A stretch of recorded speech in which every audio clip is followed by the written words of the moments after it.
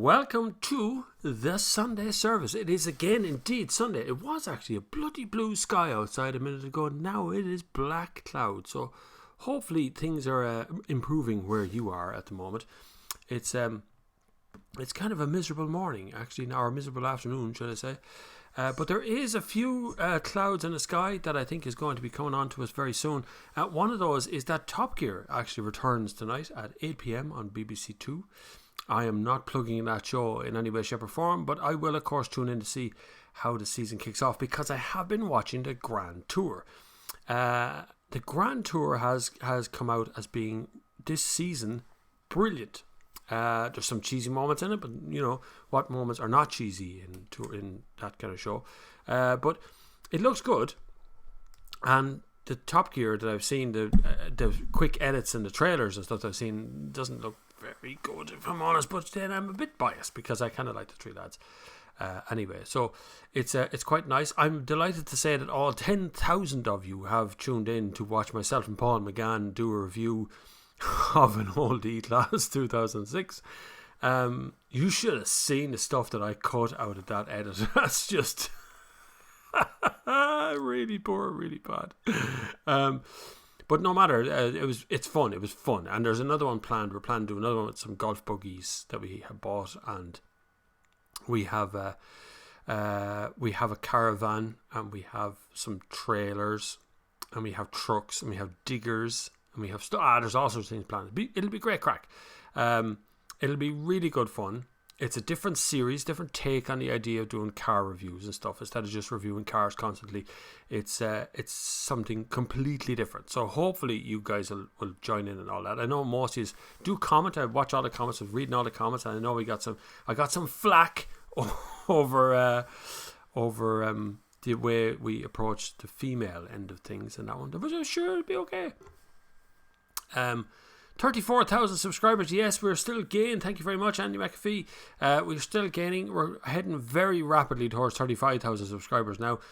We gained about 5,000 or 4,000 subscribers in the last 2 months or something like that. Really quick. It was really fast and went up really quickly.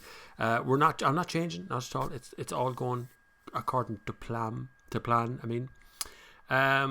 Let's have a look to see who's joined us. We already have 37 watching. Hit the like button if you don't mind. Just click on the like button. It just tells YouTube there's activity going on somewhere else, and it's supposed to pay attention to it, because you know that automated bot thing that can demonetize you at will? That thing. That's the thing I'm trying to keep an eye on, make sure it all works. Andy McAfee is here. Sean O'Neillbud is here and speaking beautiful native tongue of Irish. Andy says it's raining there. It's raining here as well. Huge showers passed over earlier on, but it's a blustery day, but it was really blue sky here. It was really gorgeous earlier on. Darren Kavanagh is here. What's the crack? He says, find out very strong. We just started. The crack is only starting. Ian Miller says afternoon. Styral Tigo says hello. Isti G, yep, good afternoon to you. T5 Jerry says, good afternoon, Father Bob. Where's your sidekick today? He's not my sidekick. I mean Paul McGann. It's just we only did one video. Hold on, I'm forgot my phone. What's up there?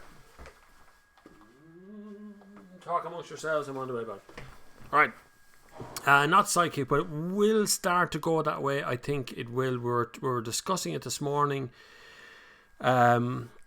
We were talking about the future, what we can do, how we can get there, what's the next step for the garage, whether we make more videos, less videos. It seems everybody seems to like the last videos. So we're looking at sort of a business idea to making good, humorous, honest to God videos in a sort of a television style. There's a future to it, I think, and there's more of a future than I believe there would be normally. But I know Paul McGann longer than I know my wife. That's a long time. Good, must be 30 years, maybe more. Maybe it was 15, 16 or something. So I know him a very, very long time. He's actually a barber. He's been a barber. He's cut my hair many, many, many, many times.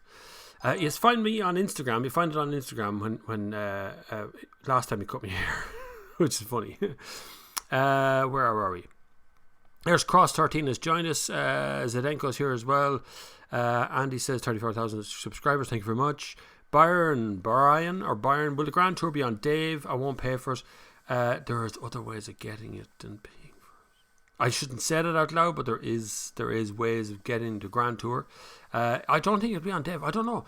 Top Gear at some point in the past did a deal with Dave and just gave them all the episodes and all the rights to it. So I don't know. It's Top Gear that gets the rights on Dave, and I'm not even sure how they did that, because it's not even BBC selling to Dave seems weird, but they did. But that's okay.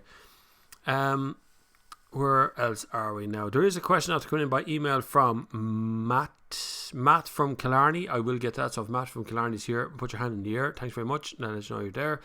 Hello everyone from Jim the Bus Driver. James Dunn has arrived. Full HD episodes of the Grand Tour are on YouTube, weirdly. I've noticed that as well, yeah, because you see the copyright is weird. The copyright bot is supposed to identify things it sees that it knows there's copyright, but because it's from Amazon, it's not on television, there's some sort of a disconnect happens there. So I'm not too sure what's going on with the copyright, but it is available. Some of the episodes are available on right here on YouTube. Now the version 3 or season 3 that's currently on Amazon is way better than the first 2 seasons. It's definitely getting stronger, it's definitely getting smarter. But I also know from behind the scenes that season 4, there will be a season 4, but it'll all be exterior. There won't be a go back to the studio thing, which is the weakest part of it anyway. Brian says Catherine Legge won the Mexican Jaguar I-Pace E-Trophy race. There you go. Piece of information coming in live. Got my trailer learner permit. Any advice for prepping for the test? It's hard. It's what the trailer learning permit. Learn to do a trailer or buses. We've been investigating that. Myself and Paul are investigating doing stuff with trucks and buses and heavy equipment and machinery and diggers and all sorts of stuff. There's a good friend of ours runs that, and I have another good friend of mine, Liam Page, as well, who does mechanical stuff. So we're looking at doing a series of things. Some of that will be getting various licenses, learning how to drive big tanks, big diggers and stuff. Even the Irish Army have been in touch weirdly to do something with us as well, which should be funny. I mean, in tanks and trucks and stuff. So I'm not too sure how many. We only have bloody Scorpion tanks as far as I know. The only advice I get you for prepping for anything is definite practice. Reversing a trailer is very hard. We're making a film on that, myself and Paul, very soon, on reversing a very long caravan. Derek says Top Gear on tonight. Yes, it is on at 8 o'clock. Hi Bob, so where's the Proceed vid coming? That will be the next video, so it'll be out next Tuesday or Wednesday of maybe Wednesday of next week. I'm away with Peugeot tomorrow and Tuesday. So I'd say Wednesday we'll have the Proceed video out. That's the next one up, because I know you guys are very anxious for that, and I need to get the Volvo XC90 video onto my electric videos as well. So at least two videos coming up in the next very short space of time. Currently I'm driving the Audi Q3, which is the Audi keys. You notice some of the keys still come with that bit, with the key bit at the top, and other keys don't. They seem to have got rid of them. They're going back to keys again, because the electronic distance one is dangerous and cars get stolen. Where are we? The two of you should give the Merc to Italy and track down his supposed Italian blood. Yeah, that'd be good crack, wouldn't it? Just go over there and find out, is he really Italian? Because he's been telling me he's been half Italian since I've known him, since the very dawn of time. We used to go down to Galway once upon a time just for the fun of it. But the Mercedes is sick at the moment. It's gone back in to get its diesel tubes tied. And various other little bits. There's a couple of things aren't working. The shade in the back doesn't raise on the back window. There's a couple of small little bits that need to get done. Once it's done and come back, we'll do another full video on it, just for the fun of it. Eric Watcher says, afternoon Bob, really loved the video with Paul McGann. Some laugh, great idea for future videos. There's the biggest laugh of all will be, I think we're going to make a really good film from some golf buggy stuff, which we have gotten a golf buggy, a petrol one. We'll see. We were messing around with it this morning. We were out in the offices of the garage, it's called. It's on the way. What's Sandal says, what's the highest mileage D4D Corolla you've come across? About 500,000 miles, as far as I remember. The D4D engine has been, not just Corolla, has been in many of the Toyota range. well looked after. It's a good engine. It's a basic engine. It will continue to run. It loses horsepower pretty quick would be the thing. So if it started out with 120, I think, horsepower, it gets down to 100 horsepower fairly fast, especially with higher mileage, but all cars do. But if you can pick up a Corolla with anything under 500,000 miles on it, you should be fine. It's just the rest of the car deteriorates faster than the engine. So the engines are good transplants. You can put them into other things. Liam Cotter says, Mitre reviews on the Audis, keep it going. Yep, that one I was trying to review this morning. I was battling with the weather and the wind and the rain and every other sort of thing this morning. And then I had to meet with Paul as well, so I'm trying to get it finished. So I might have to go out tonight to do it as well. So I work 7 days a week, lads. This is crazy stuff. Crazy. Sean McCabe is in the house. Come on, Sean. Glad to have you here. Andy McAfee says, Top Gear on Dave deal was likely because the BBC owns UK TV channel in partnership with Discovery. I didn't know that. See, I don't pay attention to these things. It's all terrible. Niall Burke is in the house. It must be morning wherever you are, Niall. It's afternoon here. Nuno M says, Hi Bob, would you pick a BMW 640 diesel 2015 or an Audi A7 bi-turbo 2015? Both facelifts. Buy the A7 bi-turbo. Best engine. BMW 6 Series probably looks a bit better, and I love the back seats, and I love the Grand the GT version of it, or the 640 Grand Tour, whatever it is, the Grand something or other, the 4-door one. But if it's a standard 640 diesel, in other words the coupe, the 2-door, don't, because you just drive yourself bananas trying to get people in and out of the back of it. Audi A7 bi-turbo is a spectacularly good engine and was great fun to drive. It hauls like a freight train and goes on the road in a lovely fashion, but is very relaxed. So buy the Audi A7, definitely. I still wouldn't buy the 4-door version 640 over a bi-turbo. Bi-turbo is going to be a quattro. You're going to have fun with that. Lovely yoke. Just check to make sure that the spoiler on the back of the A7 still lifts properly. Some people disable that because it lifted at about 70 miles an hour. So some people disabled it a little bit, so it wouldn't lift to 80 miles an hour, of which you'll never reach. There's a reason it lifts at 40 or at 70, because it takes flight very shortly after that. Zedringo, what do you think about the new Renault Clio and getting the 1.3 petrol used Mercedes, Nissan and bigger Renault cars? Yes, it is a shared engine across the whole system. It's going into a Renault. Clio's okay. Clio's been a great car for Renault for years. Megane has been, I think, their top seller forever, but followed very closely by Clio. I've always liked the Clio, but I prefer the shabby Clio. So I prefer the one that's about 2 generations ago, before it got all its crazy facelifts. And now again we're kind of in a new-ish Renault, not quite brand new but nearly new. Looks okay, haven't driven it yet. It's going to be a Renault, so it's going to be pretty numb, pretty standard to drive. Nothing unexpected is going to happen while you're driving it, put it that way. Brian Cullen, Bob, I'm disappointed. Here we go. Here's the he's gearing up now. Both barrels. First of all, you're wearing your clothes, and second, where's Paul the Italian Stallion? You see, one video on his like pure fame. The two of us we met this morning. The Sunday service, that is just the Sunday service, of course, just Misha. But we were testing the waters with that video. We've made so many. I could have done an hour there of a video, but we were just trying to test the water, see how it works as a couple, as an on-screen couple, as a sort of a relationship thing. See could we make it work on camera. It does, so we're going to make a series of videos which will come out within the next couple of months, and it's called The Garage. We're going to be looking at caravans, we're going to look at trailers, we're going to be spending the night in a caravan in a camper park. Don't ask. I reckon I'd be drunk before 9 o'clock. We're going to do golf buggies. We're going to drive big trucks, big like Scania trucks. We're going to go with digging machines. There's so much stuff we have planned over the next 6 or 8 months. So we're just testing the water in that video to see how it likes, and people seem to like it. Not the biggest hitting video. 10,000 views it went by this morning.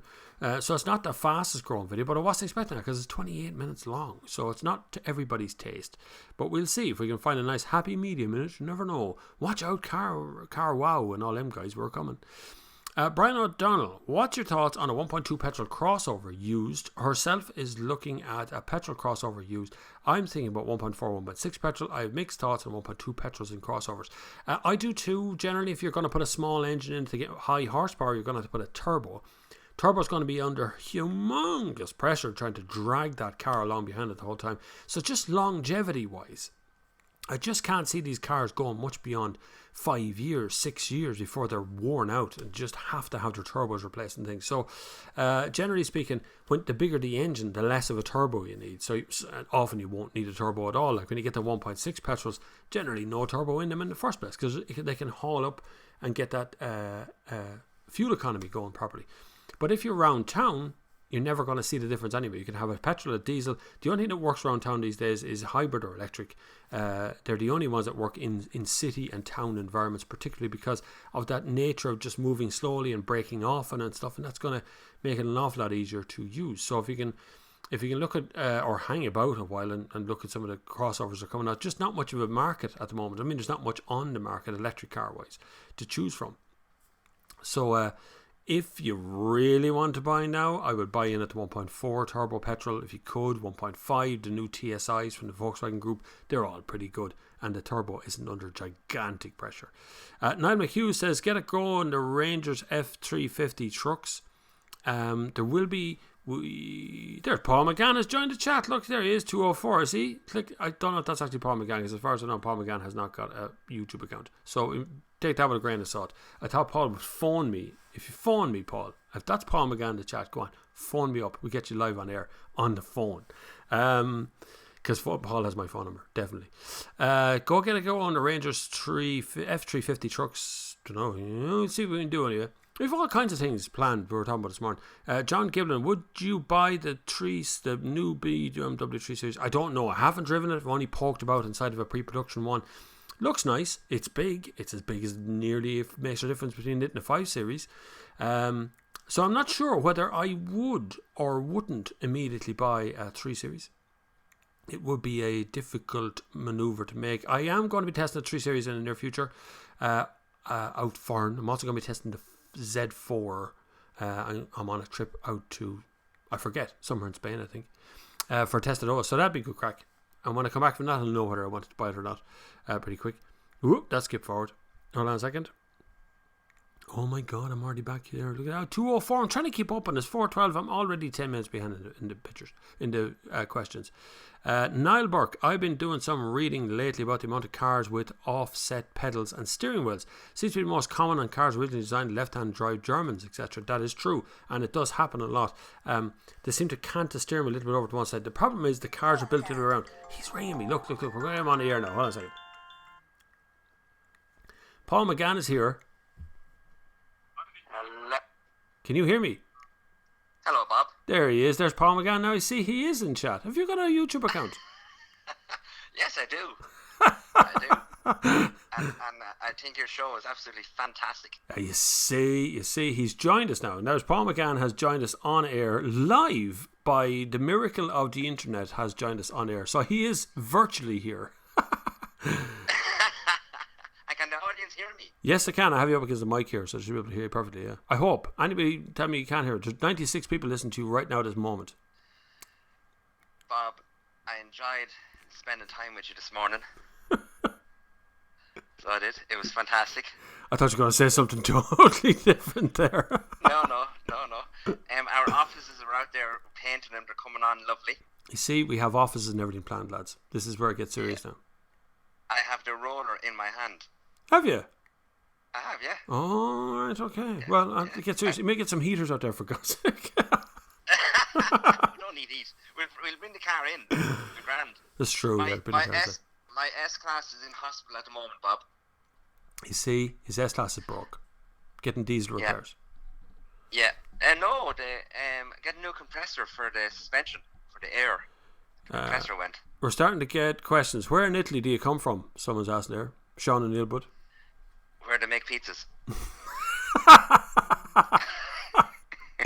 Up the road from Kildare Town. I don't know, because my mother was a working lady and one of her customers was Italian who became my dad. So after he paid, he left and we never heard from him again. So There we you don't go. know. Now you have all the answers. Save that for a video. Yeah. We'll make a video. We'll interview my mother. We get your mother and we get your S-Class and we jump in it and we drive to Italy and try and find your dad. Try and find my dad, yeah.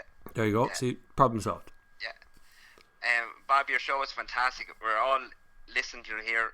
There's standards here beside me, the kids. It's a dream come true to meet someone like you and to actually say we know you. It's fantastic. Oh, you're so good, Paul. See, Paul's actually way more famous than I am as a barber. And thanks for signing my part of my body this morning, because I'm getting it tattooed tomorrow and it'll be there for life. We're off. You get naked there's now not in the much- offices. There's not much skin there, so it's very close to bone. It could be sore, but I'll get a tattoo. It's only Bob Flavin, so it won't be much of a tattoo. It'll be grand. It'll be small. Oh small my tattoo. God. Painful, but it'll be nice. I hope everybody's able Bob, to hear hang on. this. This is incredible. I'm gonna go because I'm actually lying in my bed looking at your Sunday service, which is actually fantastic. Thanks. Join us any week. Feel free to join us any week here. You can go on in. You've massive knowledge of cars. It's fantastic. One does try. It's brilliant.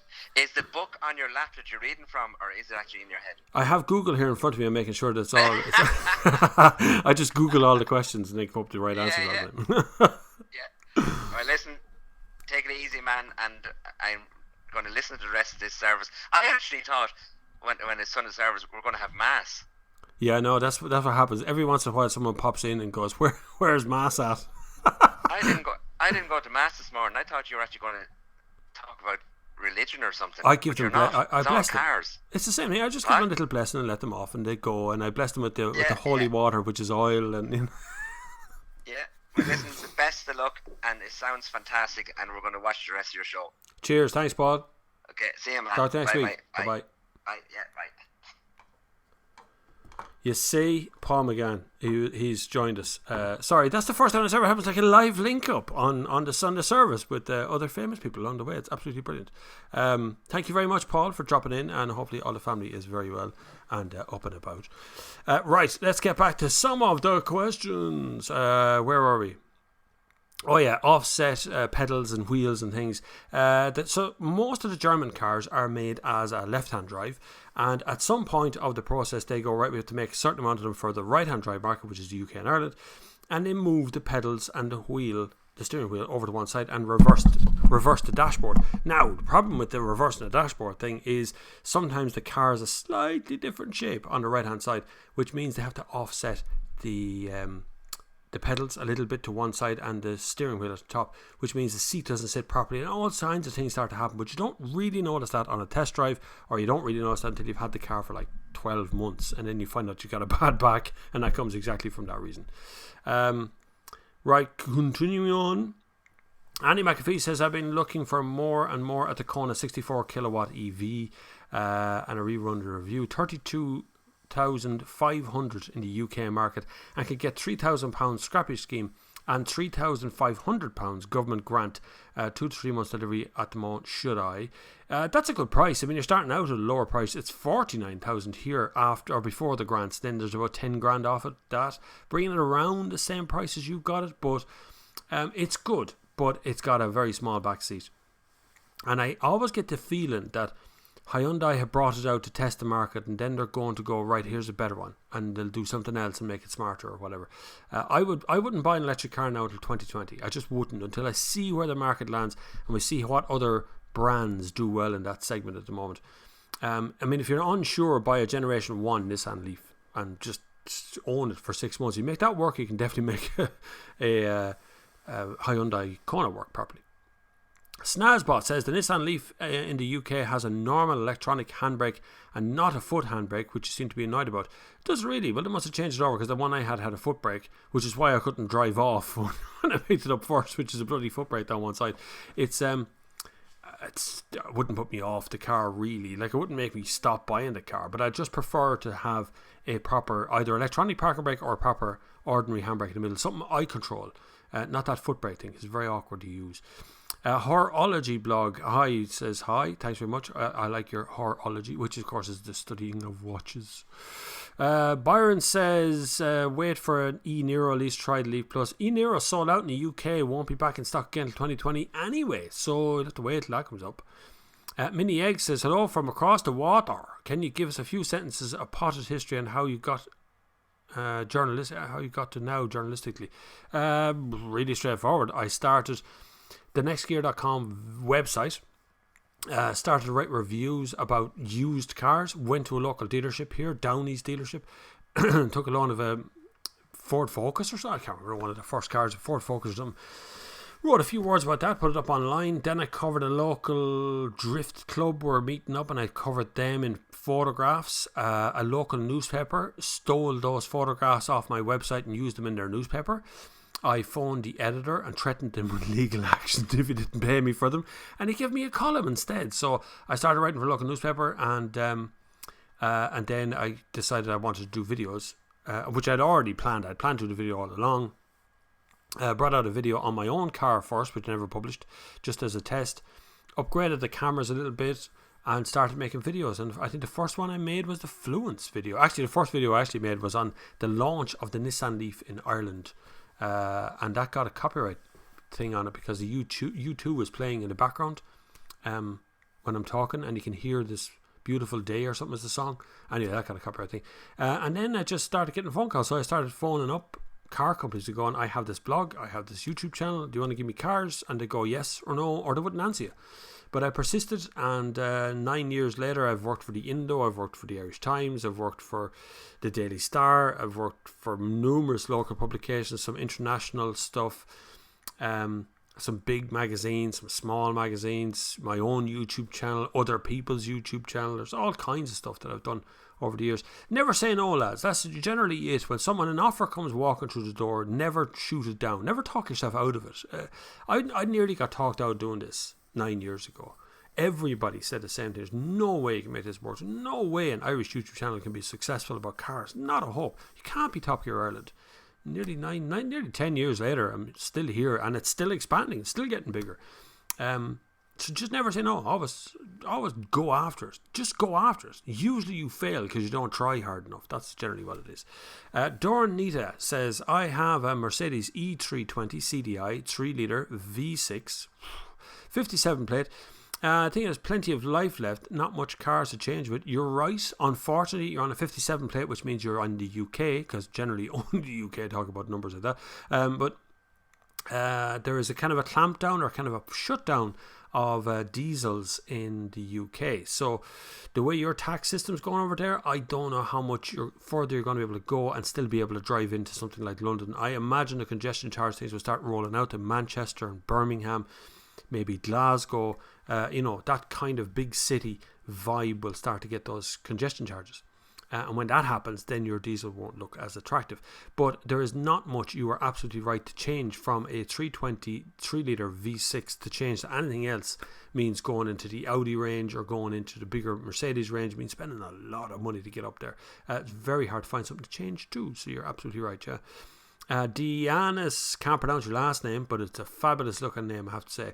Would you go for a 1.5 EcoBoost ST line Focus or a 1.5 TSI FR Leon? I would go for the 1.5 TSI FR Leon for sure. If you can get it in a DSG or automatic DSG 7 speed, definitely go for that one.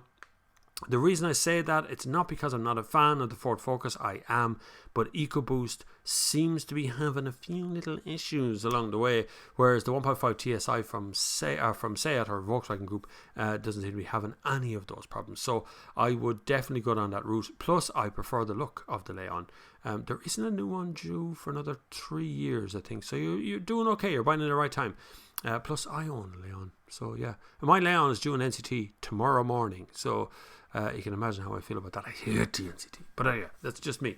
Bernard Kelly says, hi Bob, love watching your reviews. I'm thinking of buying a 2-year-old Passat bi-turbo estate. What do you think? Bloody great car. Bi-turbo is a great system. So if you're not aware, basically a bi-turbo is two turbos, but not a twin turbo. So twin turbos work at exactly the same way. it's twins. They work the same, right?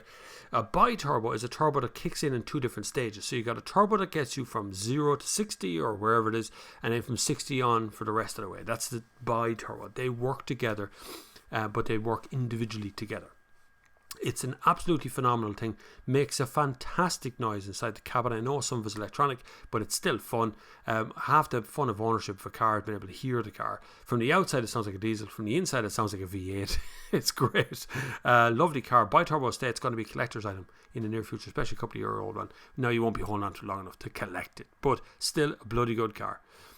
So no problem with that one. Bernard, go buy, definitely. Just check the history. Make sure the history's good. Make sure it's got all its services and all its recalls are done. Derek Meads, hi Bob. Having a look at a 2016 Jaguar XF this week. Any advice for it? Would buy one over the equivalent BMW, Merc or Audi. Good car. I like them, and there's something different as well, especially on the roads of Ireland, because generally everything is a BMW, Mercedes, or an Audi at the moment. They're in the top 10 sales the whole time. So if you can get an XF Jag, you're getting something really different. Now, I want you to very carefully look at the interior of the XF though. 2016, that interior actually comes from 2014. So it's a bit older looking, it feels a little bit more dowdy, I suppose. The twiddly knob in the middle for changing the gears sometimes doesn't work properly, so if it breaks and it won't come up out of the dashboard, you can't change the gears. So just be aware that electric things tend to go wrong, and Jaguars, Land Rovers, they do, and there's nothing much you can do about that. But it is certainly something different. Engine wise, they're fairly bulletproof. They make good engines and they seem to work for a long time, so I wouldn't worry about the engines, but electrics I would very carefully look at.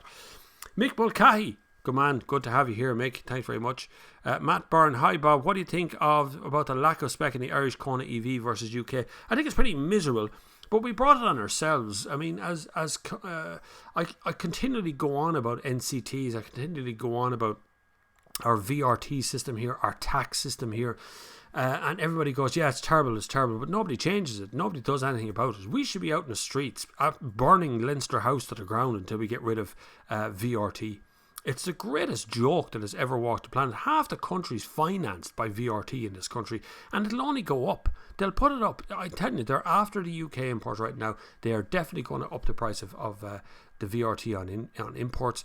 The reason we have a paddy spec Kona without LED front lights, without stuff that's missing off it compared to the UK version of, is because of tax. Because the car is €49,000 in this country in our paddy spec. If they put all the good spec on it, it'd be 53 or 4. Like it's 55 grand Kona. No thanks. Right, that's my rant over there, Matt Byrne. You can quote me on that if you like. Good evening, everyone. It's me, the Greek guy. You cannot read his name. You see, I say it every week. It's like a phrase, like Muppet. I can't, because he actually has it written in Greek, and YouTube, in its delight, has not done any sort of transference of the name into anything else. Mini Egg says, given that the UK we use about 81 million litres of petrol and diesel per day, are VW really going to have 40 gigawatts of batteries in the vehicles in 20 years, enough to run 10,000 houses a year? VW are making some phenomenal promises at the moment. Don't forget, it was VW basically that started this whole problem with electric cars, with diesels, with CO2 emissions. It was the fact that VW got caught cheating, and now they're making up ground by going, let's just go all electric. And yet that our Q3 I have us at the door is a petrol. No electricity in it at all. Snazzbot is answering the question there. Byron, now remember, if you're going to do an at to somebody's name, so if you put your name up there and you go at somebody else's name, I'm not going to read that out because that's a conversation between you and somebody else. But if you've got a question, just go back to the open question as normal. Brian says the Leaf handbrake is manual on the lower spec ones, the electric one on Tecna. My UK Leaf is a manual handbrake, which is better for your wallet. Yeah, it's cheaper to buy it for sure. Range-wise is all you're worried about in a Leaf, isn't it, really? All I'd really want is heated seats and the longest range I can possibly get. After that, I'm okay with everything else. The reason I want heated seats, because heated seats, whether you like it or not, I know people will disagree with me on this, heated seats are easier on the battery over distance than the air conditioning system is. Just a little bit. Barely, it's the smallest trickle of heat under your body. You don't notice the difference when you're driving along. Trust Health. That's an unusual name. Hello, could you tell me from what year our car's been put off the road because I'll be buying my first car soon? About 10 years old is really where it is. So right now, if your car is 10 years old, my car is 12 years old, for instance, that car has to have an NCT once a year rather than once every, is it 2 years or 3 years or something after 5 years? So I have to have an NCT every single year. Some insurance companies don't want to insure my 12-year-old car. I've had no problem getting insurance, but I'm listening to that same information coming in from the consumer at me the whole time that their 10-year-old car, I can't get insurance for it. The tax is in the old tax system, so they really want to get you out of their plus 10-year-old cars. It's a massive problem as far as I can see. It's not going to get any better. I think it's going to get more difficult to have an older car on the road of Ireland. It's definitely, be very careful with it if you're buying something very old.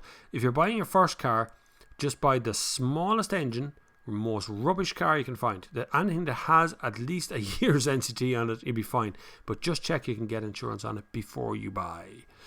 Ask a boy racer. Boy racers. Yeah, I love it. Good afternoon, Bob, in capitals. What do you think would be better used car buy? Mercedes CLA 180 CDI or BMW F10 520D M Sport, both 2014 and 2015 models. The F10 520 is going to be better handling. The CLA 180 would give you better fuel economy and it's probably a better looking car. I'd say it's a better looking car. But the 520 will give you the more fun, rear wheel drive obviously, will give you the more fun to drive. Don't buy either of them in manual. For God's sake, don't buy manual. Unless you want a car that you can keep going forever. But manuals are crap in both of them. Just the way it is. Does that turbo comment apply for the i8? It's fairly reliable. The i8 is it would, pretty much. Although it is supported by the electric engine, so not as bad. But like you're still, if a turbo and turbos, like you go back to BMW history and you will find turbos are a real problem for BMW over all the years. So definitely check your history, make sure that the i8, there's not many i8s for them to go wrong. You follow what I mean? So generally we only get a feel for a lot of cars going badly wrong when there's a lot of them on the road because they all break down, whereas the i8 is not around very long and there's not many of them on the road in the first place. But the turbo, yes, the turbo is the same turbo in the petrol part of the i8 as it is in every other car. Raymond Gray says, Bob, the sound level is very low.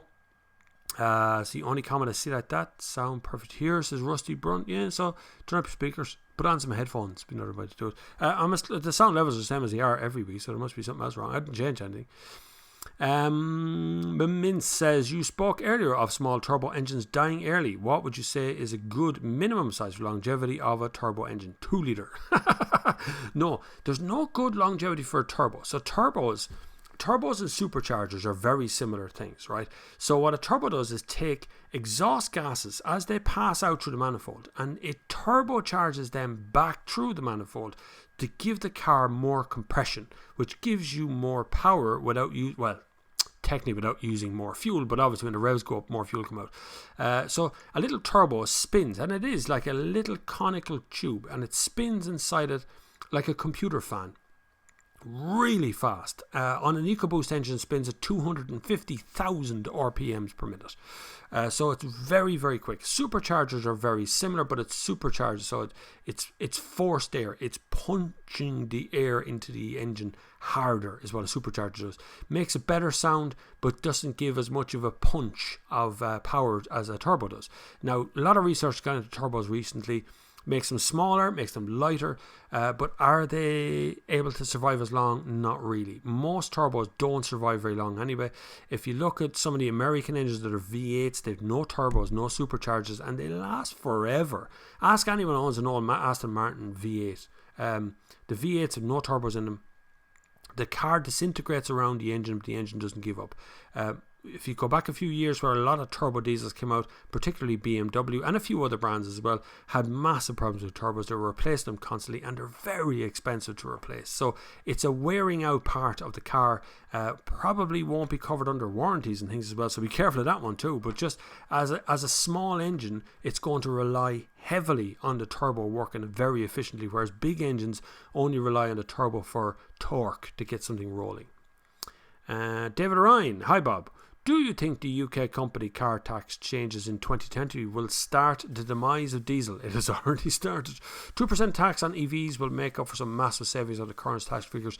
The death of diesel is on us, really, and it's been driven by the UK market at the moment. Really driven hard. Much more even so than the European market. We're moving away from diesel here as well, but we haven't taken the steps that England has and the whole of the UK. I would suggest that diesel realistically in the UK has a 15 to 20 year lifespan in its current guise, if there isn't some changes, massive changes in the UK government, because as the government is driving it, your green parties and things that are really driving it in the background, whereas right now a turbo diesel engine EU6 model version outside a brand new car puts out so little CO2. It's NOx we got to watch out for, lads. It really is. NOx is the problem. CO2 is one problem, but NOx is a health problem that kills people nearby. CO2 is not so much of a speedy need. We're researching a lot of that stuff, but right now I would be very hesitant to suggest that in 2030 you will be able to buy a diesel car in the UK that's older than maybe 10 years. I'd say to just get rid of the whole lot of them. Sean Nebo says, if there's no BIK on EVs under 50 grand, does that mean that the old car as a perk of the job is back on? Yes, it does. So no BIK. BIK is benefit in kind, for anyone not sure about that. So what happens is when you get a new car, when you start a job and you get a company vehicle that you can use round the clock, so it's yours to use, but you use it on behalf of the company, you pay what's called benefit in kind. It's a tax, it's a percentage of the car, it's a weird sort of a tax. It's hard to work out what it's going to be, but currently, if you were to buy, this is why also the Kona EV is 49,000. If you buy a car, an electric car, anything under 50 grand and you don't pay any BIK on it. So you can imagine people with company cars right now are looking at their cars at the door going, I can save a fortune, and it is a fortune on BIK if I just get an electric car. So it's a good perk to get people thinking electric. But it will have its own drawbacks along the way. I'm not sure what exactly those drawbacks are going to be. We'll see. No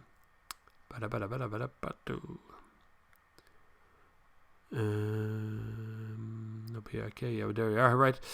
Hi Bob, I thought there was a big recall on 1.5 TSI engines had a few problems. I didn't hear about it, Dominic, not that I know of. No one has rang into me talking about 1.5. And I had a 1.5 last week at the Volkswagen Golf turbo petrol 1.5. That was lovely, look.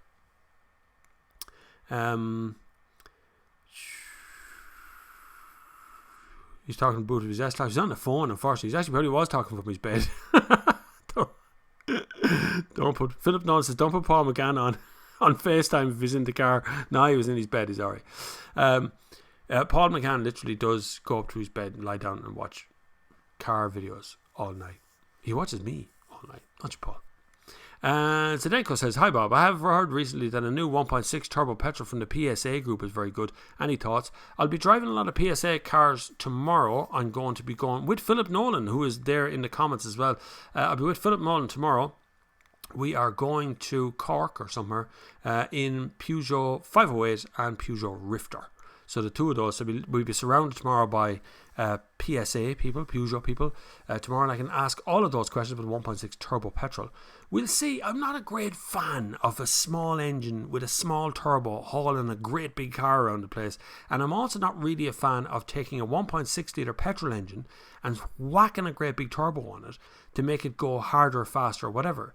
I have a 2006 Seat Leon. That's a 1.6 petrol.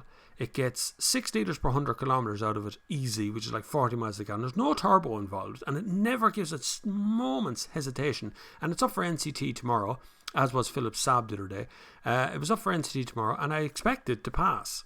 I don't expect that to go. I was looking over this morning. I can't find anything wrong with it, so I can't imagine it's going to fail tomorrow. Unless those Dunlop tyres that I have on it give me heartbreak, because they've got little cracks and things. I'm not too sure about that ones, but we'll see. We'll see if it passes. Am I that far back? 2:16 is the last. Yes, I am. I'm 20 minutes behind on questions already. Click the like button, please, if you just get here. You can also support this channel in a number of ways in the comments down below, or you can use Super Chat. So PayPal, Paul is on my brain. PayPal, Patreon, and Super Chat are available there as well if you want to support the channel in any way you can, which keeps us very free and independent. We'll also support our newest venture, which is the garage, which is going to happen very soon. Bob's the Graham Norton for the Done Deal crowd. That's a good comparison. I shall ask Graham myself as to whether that is a good idea or not. Hi Bob, would you put a shine on a non-metallic black car? How would you put a shine on a non-metallic black car? If it's not shiny or something, even if it's not metallic, it still should be shiny. If there's something wrong with the exterior finish of your car, that is possible. So if it's patchy shiny, maybe some of the lacquer. So car paint is made up of like 3 or 4 layers. There's like a primer, an undercoat, then the actual colour goes on, and then the lacquer over the top of that, which gives it the shine. Paint itself is not actually shiny, it's the lacquer that goes over the top of it. As years go by, some of that lacquer comes off, it can get dull. There's a number of good sort of things like T-cut would be a good example. So it's a polish with a very, very fine grain in it, like sand. It's the really lightest of light stuff, and you use that to kind of spread out the lacquer and to take off the gunk off the top of it, and that can sometimes return some of the shine to it. But if all of the shine has gone off it, then something has really gone wrong, or it was matte black to begin with, which is the other part of it. But it's unlikely to be matte black. You'd know it's matte black. But if you have a problem with the lacquer, you can get a validator, loads of any good, God almighty, don't pick Paddy down the road or some crowd that has a sign on the side of his van to do a valet on your car. Get a professional, get a recommendation of someone, look up the Google reviews, whatever it is, get somebody out professional that knows what they're doing. I have seen lads go up to Lidl or Aldi and they buy themselves a circular sander and they go out there and they polish cars with that. That will burn the paint off your car. Don't do that. There is very specific circular polishers that are out there that run at a very low rate. They do the job, but at a very low rate. Often, here's a tip for you. If you look at the local dealership, there's usually a valeter in the local dealership that deals with paint work. He's a paint specialist. 99% of the time on the weekends, them lads do a little bit of work for extra bit of cash. And those guys will do a spectacular job in your paint work. So if you want to get paint work done, get a specialist. Don't scrimp on it. Don't be an idiot. You can try it yourself if you want, but just be careful. Often if you get a bit of T-cut or a bit of polish or whatever, go around to the back bumper, lower part of your car, test it out there. Just make sure it all works okay, that it's not going to completely destroy your car. It probably won't. All Sports Channel is here. Hi mate, from a Dubliner in Bangkok. Well done. Bangkok, cool spot. I have immediate visions of The Hangover Part 2. Trevor Hartford. Hi Bob, do you know of the MPG of an Audi A6 V6 TDI 272 brake horsepower? Online, all over the place, people with MPG cheers. So what year are we talking about? The Audi A6 V6 is the 3-litre TDI 272 brake horsepower. 3-litre engines on the motorway will generally get you in around 5 to 6 litres per 100 kilometres. That's about 45 miles to the gallon, give or take 40 to 50 miles to the gallon, depending on how you drive it. On the cruise, they're brilliant. Out in the 120 zone, they're fine. In town, they are hard because they're heavy. Talking about a car that's nearly 2,100 kgs, so it's not a light car to begin with. But you should still get fairly good fuel economy, and you're talking now down into the mid-20s, about 30 miles a gallon, between 25 and 30, easy from that engine. It's an older engine. It still does very well, holds up very well. It's in the Audi Q8 at the moment. You see that review on my channel.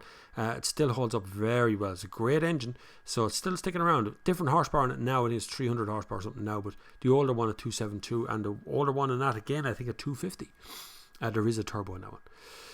Do you ever watch the Hubnut channel on YouTube? No, I don't think so. Maybe I have. I might have seen a video there, but I don't remember the name of it. No, it's not springing out. Tell Paul to bring Born from Above, a Goodfellas pizzeria in Bern. Doesn't make him half Italian. Love it. Hubnut is a great motoring channel. Sure it is. Go Green Auto says the Leaf does have a foot brake in the UK. Only pre-2013 models have the electric parking brake. There you go. See now. Published a review of your own car. God, I looked like a child in that. I've only had a couple of clips of it, not all of it, because I was using an old DV camera. You know, a tape camera with the little tiny mini tapes in it. I still have it here somewhere. I was using one of them and I hadn't got a mic, and I literally wanted to see how hard it was to cut it all together, and I had to transfer the DV tape onto my computer, which took up gigantic amount of terabytes of space. It was terrible. But that review is hanging about there somewhere. It wasn't really a review, but I looked like a kid in it. It was 10 years ago or so. What do you think of the Toyota Camry Extremo? What a name. Toyota Camry looks okay. The car itself looks fine. Haven't driven it. I've sat in it here in Des Hughes Motors, which I must get in touch with Des Hughes Motors. Actually. Brent, if you're watching this, get in touch with me. We have lots of footage. I have lots of footage of the car up there. It seems pretty good. It looks a complete departure. The interior looks great. It really does look great. Exterior is a little bit American, but the interior looks really good. I'd be very happy cruising around in one, I have to say. But it is a hybrid, so it's still going to be that funny looking gas guzzler hybrid thing that goes on. Buy electric if you can, if you think about things. Do a review of your Leon. It's ancient. My Leon's ancient. It's 12 years old. It's knackered, and it's almost famous around Portlaoise because everyone looks out for black Leons. There's a few of them actually. With Brexit, horses and carts is probably the safest bet. Walking probably a safer bet. Colin Malone says, my Ford Ranger is using a full 1.5 litre bottle of AdBlue. That's the greatest rip-off in the world, AdBlue. It's a rip-off, lads. Honest to God. And the price of that stuff is ridiculous. For every fill of diesel seems very high consumption for me, and dreadful plastic waste in the environment. Fuel stations also never recycle. You're absolutely right, Colin. That stuff is a rip-off. AdBlue, all AdBlue does is pig ammonia. So it's a pig urine. And it's blasted into the DPF of your car, and what it does is it chemically lowers the overall temperature of that soot that burns in your DPF, so that it'll burn without having to go out on the motorway. That's all it's for. The problem with AdBlue is the car won't even bloody start when it's empty. So when the AdBlue is empty, the reservoir is empty, the car won't start. You have to buy AdBlue the whole time, and it's very expensive. You can, by the way, I've seen it in Lidl, or was that Aldi? Either Lidl or Aldi, check one of them. They had 5-gallon drums, 5-litre drums of AdBlue. I can't remember, but the price looked okay. It didn't look too expensive. But at the same time, it is a pain in the hole to have to put another fluid into your car. So car companies are going to need to come up with a better solution if you want to keep those diesels on the road. And the solution is not to put more AdBlue tanks into the tank. Plus, there is also the gasoline particulate filter which is coming to GPF. That's on the way. Be interested to see if they put pig urine into that one. It'd be grand if you could pee yourself into the bottle. You know, you could fill it yourself just by peeing into it. There you are, human ammonia. Can we do it that way? That'd be brilliant for the environment. Can you imagine that? All the lads standing out peeing into a bottle. Anyway, it'd be good. It'd be good for the environment though, wouldn't it? Because then there'd be less waste. And no plastic bottles at all, as you have your own internal plastic bottle. Olin O'Farrell. In the Nissan Leaf in Ireland, in the SVE Tecna spec, there is an electronic parking brake. I was corrected by, not corrected by this, but Nissan did send me letters to explain a few things. So yes, the electronic parking brake is in the higher spec one. It's a foot parking brake in the other one. But you know what? Who buys the top spec of it? Like, generally speaking, most car companies would sell you the middle spec of anything. So it happens. Anyway, Snazbot, what do you think of Hyundai and Kia cannibalize the market as they tend to bring out the same car at the same price when Volkswagen Group have similar cars at different prices? Make no mistake, they all sit in a room at some point and decide on the price of things. Now, the problem for the Volkswagen Group Ireland is they all exist in the same building, right? So out there in Liffey Valley, if you go to Liffey Valley Shopping Centre, there's a great big tower on the left-hand side. That is Volkswagen headquarters for Ireland. Not just Volkswagen, that is Volkswagen, Seat, Audi and Skoda, all in the same building. I've been in there a few times, lovely place. They sit in a meeting room and they decide of the price of their cars, and they decide on the launch dates, and they decide on how many they're going to bring in, what spec, what thing. They do the whole lot. They're all aware of how they compete with one another, and they have a group managing director, which is the managing director of the Volkswagen Group Ireland. And then each of the branches have their own managing director and so on. So I'm not talking about price fixing, it's just the way it works. It's just the way the whole group works. Hyundai and Kia hate each other. That's pretty much straightforward. In this country, Hyundai and Kia are direct competitors with one another here, and so they match each other blow for blow on everything they do. Hyundai Ireland is on the Naas Road, and Kia Ireland is in Calmont Business Park. So they're in two different buildings. They don't talk, they don't have any relationship whatsoever like that, so they don't do any price fixing or or deciding on spec or anything else. They just compete like normal car companies. So the prices sometimes are different and the spec can be terribly different, but yet they look kind of the same from the two companies. And it seems to us from the outside, because we're aware that Kia and Hyundai are actually made in the same bleeding factory over there in South Korea. A good mate of mine is actually over at that factory. What was his name? What was the name of it? Drive.co.uk. Drive.co.uk. They were over in the factory, actually in it, to have a look around there. Seemed interesting. Trevor, will we be getting lower spec Kia and e-Niro compared to the UK like Tacona? No word from Kia Ireland on the e-Niro as of yet. They've had some staffing changes that may have caused a little delay. Also, it's sold out in the UK, Trevor, at the moment, which is part of our allocation, will also be sold out. And that is a big issue for competition. And it's also a big issue for delivery. So, how does a dealer even set himself up for test cars when they're sold out, so it's very difficult for selling cars in the future. So I wouldn't expect to hear much more about the e-Kona or e-Niro until next year, until 2020, when they start manufacturing more again for the right-hand drive market. And that's going to be a problem with Brexit as well, because Brexit we're the only two countries in Europe that are right-hand drive. Ireland and England, so are the UK and Ireland are the only two countries. So that's also a problem. What happens if they pull the plug and they're not getting cars, and we're not getting cars through the UK? How do we get our allocations and all that sort of stuff? We'll see though. Hi Bob, I have a 2018 Skoda LNK, says Hira, 190 brake horsepower diesel. Can one get rid of the turbo delay? No. Yes, well, maybe.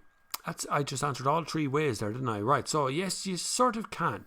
You can hook it up to the ECU. You have to go to a garage, knows what we're talking about here. And you can adjust the turbo setting to come in earlier, if that's what you're looking for. Now, that will massively affect your fuel economy. Okay, so if you make the turbo comes in earlier, so instead of coming in at 1500 or 2000, it comes in at 1300 or 1200, you're going to have a turbo spinning the whole time, which means you're going to eat fuel. But you can adjust it. Yes, you can, through the ECU. It's an electronic adjustment these days. It used to be a sort of you'd get under the bonnet and start adjusting a little wheel that would make the turbo come in earlier, but it's there. You can do it. You will need a specialist to do it. You will need a special tool to do it. You can get a ECU reader off Amazon for about €10, €15, something like that, but that just reads, doesn't make any adjustments. You need to actually hook up with software, the VAG software, and get it all sorted that way. So yes, possible, but I don't know whether you'll be able to do it or not, or whether you even want to do it. Don't forget, you can always change these things back if you don't like them. Don't change too far in case you blow up your engine. And if you blow up your engine, don't complain to me. Well, you can, but I'm not going to do anything for you. An unusable username that ends in 1984 says to me, "Hi Bob, I'm serious. Oh no, sorry, I'm not serious. I'm seriously thinking of buying a Peugeot 3008 diesel hybrid 2012. Watch your video review." That's one of my most popular videos. I don't know why, but it is. I watched your review and convinced me. Have you heard of any reliability issues, or should I not? I have not heard of any reliability issues whatsoever. Peugeot at the time were very adamant that car was going to be very reliable. They were the first ones on the market. Now, I'm not entirely sure why other car companies didn't make more diesel hybrids. It was only Peugeot, and they kind of subtly stopped it as well. Very expensive, I suppose, as well, would have been a problem. But I'm not sure where they were going with that and why they ended up just walking away from it and not doing it again. At the same time, I had no problem with it. I didn't hear of it. No one has ever contacted me, but sales were miserable. If you can find one to buy, you'd be doing well. But the sales were very, very low. But the car itself is a great car. I love that split tailgate. They've gotten rid of a lot of that stuff out of the car, which was actually the reason I liked them so much, was split tailgates, big back seats, tons of room inside, loads of shopping bag hooks, all the clever stuff that was in the 3008, whether you picked hybrid or otherwise, really made me love the car, and they seem to have lost their way a little bit with that sort of stuff. Sean Libba says the speed of charging is more important than the battery capacity. I don't necessarily agree with that one, Sean. The last thing you want to be doing is pulling over to the side of the road every 300 kilometers for more fuel all the time and have to plug in the whole time. We still have to come to a point where an electric car can directly compete with a petrol-powered car.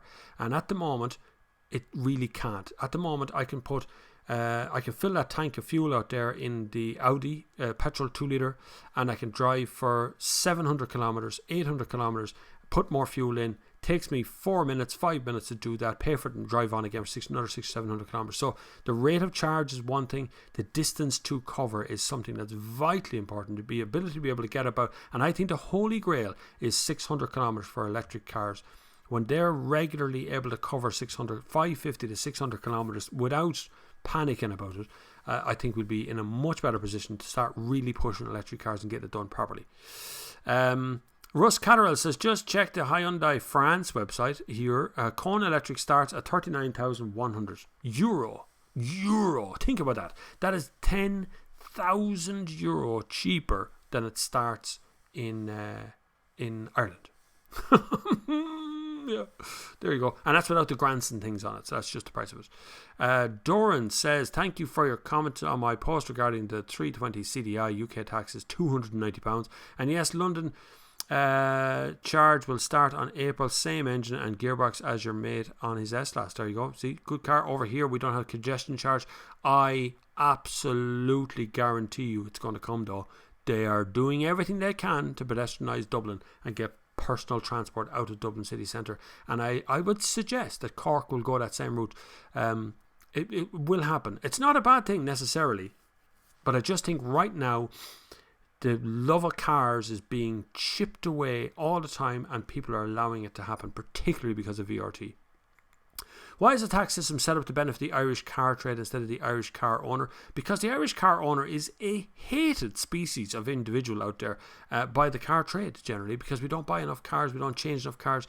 The cars are being set up to be bought every 3 years. We're only buying them every 8 years. The average age of a car has dropped from 5 to 7, or from 8 to 7 years or 6 years or something. It's just crazy. We just don't seem to have any. Now it's just a product now. It's like white goods. Sell more of them. Get them out there. Get them. Sell them. There's no love of cars anymore. The only ones I see that have a love of cars still is Seat.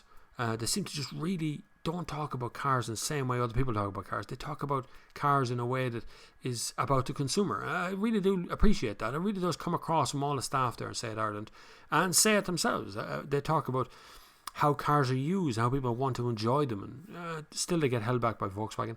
I mean, sales-wise, they don't compete directly with Volkswagen. Other people who seem to love cars are Citroen. They seem to love design cars. They seem to love the aesthetics of a car. Okay, reliability maybe isn't quite there yet, but we'll get there over time. Skoda seem to like people rather than cars entirely. They just seem to like individuals. So there's all kinds of things going on, but I think right now we're looking at this point of where we built €1 million car dealerships, and now we don't want cars. And that's kind of what it comes down to. So it's like that. Will you get to test the Merc E400 diesel all-terrain this year? Mercedes E400. Well, look, it's Mercedes Ireland. Who knows? Mercedes Ireland aren't notoriously brilliant for bringing in unusual cars. We go to a press conference with Mercedes Ireland. They talk about electrics and hybrids, and they talk about performance and AMGs, and everything's AMG. Then they bring in a 320 diesel, or a 220D or something, and drop it on the table. So they don't tend to bring in all of the nice cool cars that Mercedes actually do, and plus their international trips generally are really small, so you only get 2 people on them, and so we don't even get to see what they do internationally. So it's weird because Mercedes Ireland is owned by a family business, and to some degree the family business has been trucking along there for years, but realistically it holds back Mercedes in Ireland as a proper player. Still to sell a lot of cars, mind you. Trevor Flynn, PCP, BMW bubble, ? Any opinions on the fact that returning PCP customers are being told by their dealers to return their cars to BMW, net worth less than guaranteed future value, i.e. negative equity, zero trade-in value? Well, as I said at the beginning of the PCP thing, and I said randomly throughout this entire last couple of years, it is absolutely vitally important that if you're entering into a PCP agreement or any financial agreement with any institution, that you understand the detail behind each and every part of the transaction, and don't just take what the dealer says to you on face value. That is how you get ripped off in this world, just by taking what they say as going, it'll be fine, 3 years time, no problem, it's okay, you've got a guaranteed minimum, all that stuff. It's absolute horse crap. The way to buy a car is to have 50% of the detail in it, or money in it yourself. So if a car is 10 grand, try and have 5 grand in your pocket. That could be a loan from a bank or a credit union. And then you put in your car as a trade-in, and then you finance the balance between the two if you wish. I would prefer to have 50% collateral in my car than have a PCP any day of the week. The problem is PCP appeals to young people. It appeals to individuals out there who don't have any money, but they have high net value. So if you're working in Google and you make 50, 60, 70, 80 grand a year, whatever it is, PCP sounds like a really attractive deal because you don't actually need to stump up a huge amount of cash to begin with to get into the detail. But it is just like every other financial thing. It is a benefit for certain people, but mostly it is a hampering for others. And what's happening right now is that BMW, their stock has devalued beyond the guaranteed minimum future value, and they've rewritten some of the laws and rules and regulations of which that is allowed for them to do in the 13 or 14 pages of agreements you have to sign when you get a PCP. Trust me, if you have an option between buying a car for cash and buying a PCP car, buy the car for cash every time. Save up 5 grand, 6 grand, 7 grand, and go out and actually buy yourself a car like Paul McGann did. Bought himself an S-Class and an Audi Q7, and like I done as well with that Seat Leon, bought it brand new and never bought another car since. So buy something that you love, that you can appreciate, that you can work on yourself. You're going to have a much better time of it than going out there and struggling for 3 or 4 years to try and come up with the balloon payment at the end of the PCP and how much is it worth and minding it. I saw an ad the other night. Renault, I think, have the ad for the Kadjar on. And Renault have their own bank in Ireland, so they're pretty good. The Kadjar, they had at the bottom the PCP details of it. And it says in very, very bold writing, it says, you are not the owner of this vehicle until the final payment is made. There's the thing to just stick in your brain and keep it there. Get away from PCP. If you can't afford to buy it, then don't buy it. Go off and buy something else that you can't afford to buy.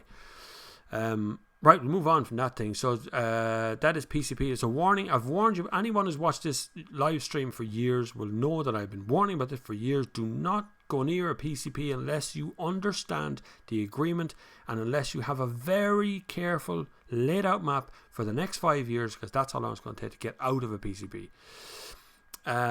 Cross says, no, don't jump forward. No, I did jump forward. I'm sorry. I'll have to scroll back up. Oh my God almighty. In other electric news, says Cross, Jaguar has belatedly added a small tow rating, 750 kgs, to the I-Pace after everyone moaned about it for the last 6 months. Yeah, 750 kgs. That would just about tow myself, Paul McGann, and a small trailer.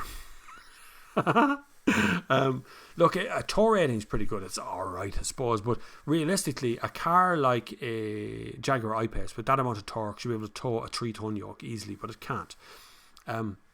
If you want to tow, you're still going to have to buy a big fat ass diesel engine. It's your only hope, because it's got a great big turbo on it and a big diesel unit up front.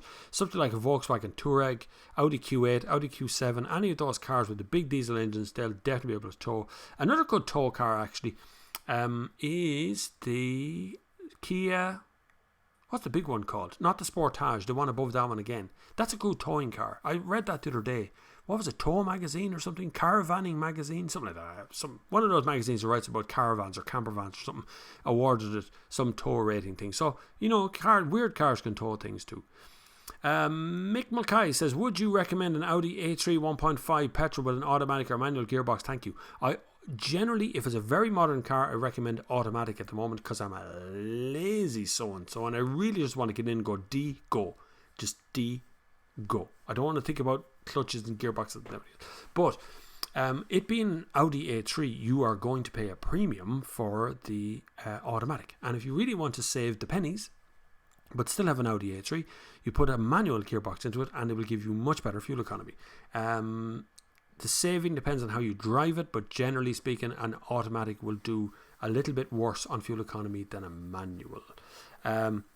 Don't forget to support this channel if you can. Please, be absolutely fantastic. PayPal is down below. Patreon is down below. And Super Chat is there as well. But above all, subscribe. You know, click that subscribe button. Click the like button. Do all them things that I keep harping on about people to do. I know there's a lot of people watching. I know what generally happens is people put me on in the background and they get on with their little daily lives, and I'm like a little radio station going. And I'm also a little shout out to the bus drivers out there of the world who stream me every Sunday in their little buses. Thank you very much. And big buses. So if you're listening on a bus, welcome to the wonderful world of the internet being streamed into your ear holes by a bus driver. David Walsh, well, Bob, love your channel. Thinking of getting Octavia Estate Green Line 2016. Would you recommend? Thanks. Strangely, I actually personally know 3 people called David Walsh.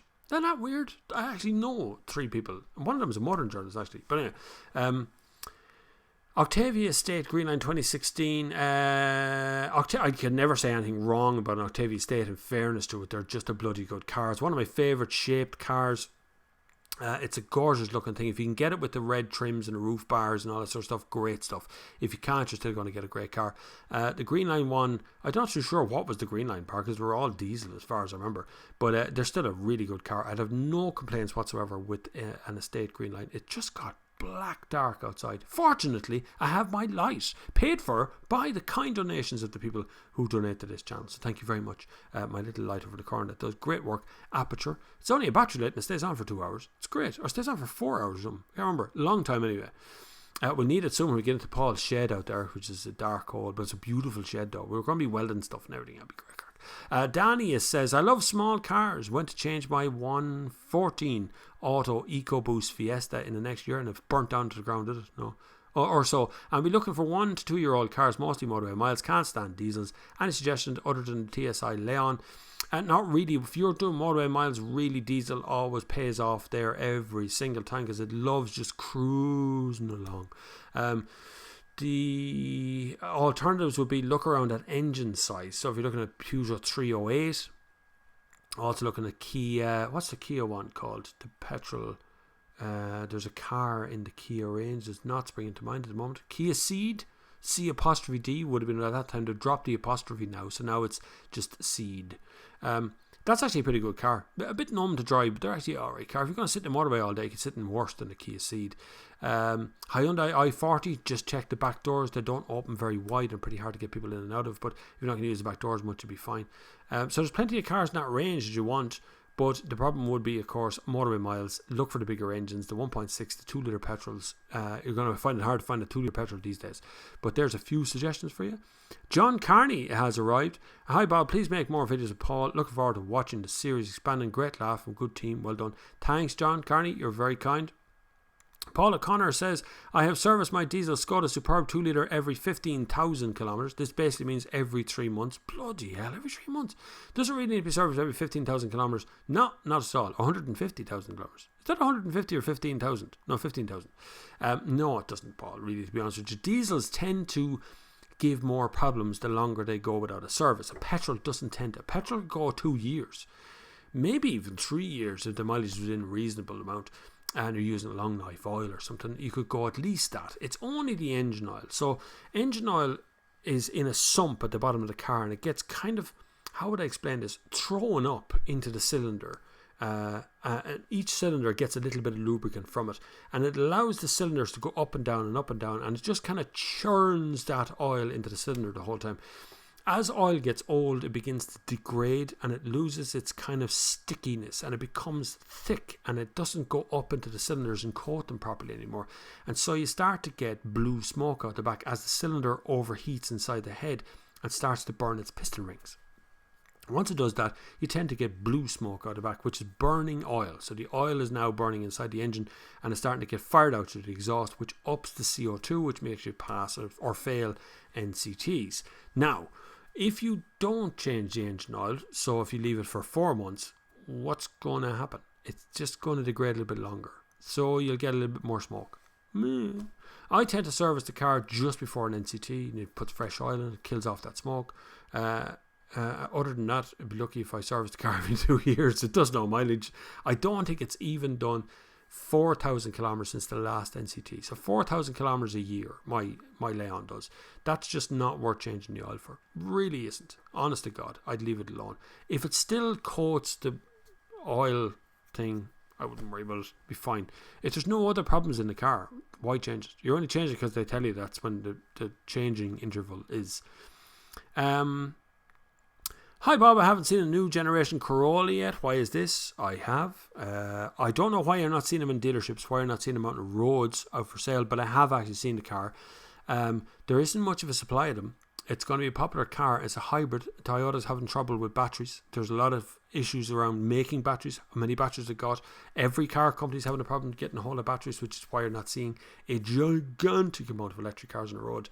But at the moment, they are coming. They will be here, and there will be a lot of them. And I will be driving one. Hold fire. If you think about buying one, don't fall into the trap of the hybrid route just yet. Hold fire. There is so much coming in electric engined cars, full electric, long range electric cars that are all going to be hitting the market in 2020. Honest to God, don't jump into the hybrid range. It will work for some people. If you're in the countryside or off out in the arsehole of Mayo somewhere, maybe a hybrid would be a better option for you, but it's unlikely. But don't jump in just yet. Hi Bob, do you have any advice to get rid of the turbo delay? Didn't you ask that already? Yeah, I asked that. You asked that already. I've answered that already. Go on. Paul O'Connor. Drive it in economy mode. The turbo lag is minimal and you need power to drop into sport mode. There you go. Bob, were you a car mechanic to become so knowledgeable about cars? No, Raymond, I was not. I'm not a trained car mechanic. I've changed pretty much everything on all kinds of models of cars. So I'm okay. I'm confident enough getting under a car, getting into a car. But it's not even mechanics. So I have a love of how an engine works and how things work inside, how electric engines work, how mechanical engines work, how ICE engines, how hybrid trains work.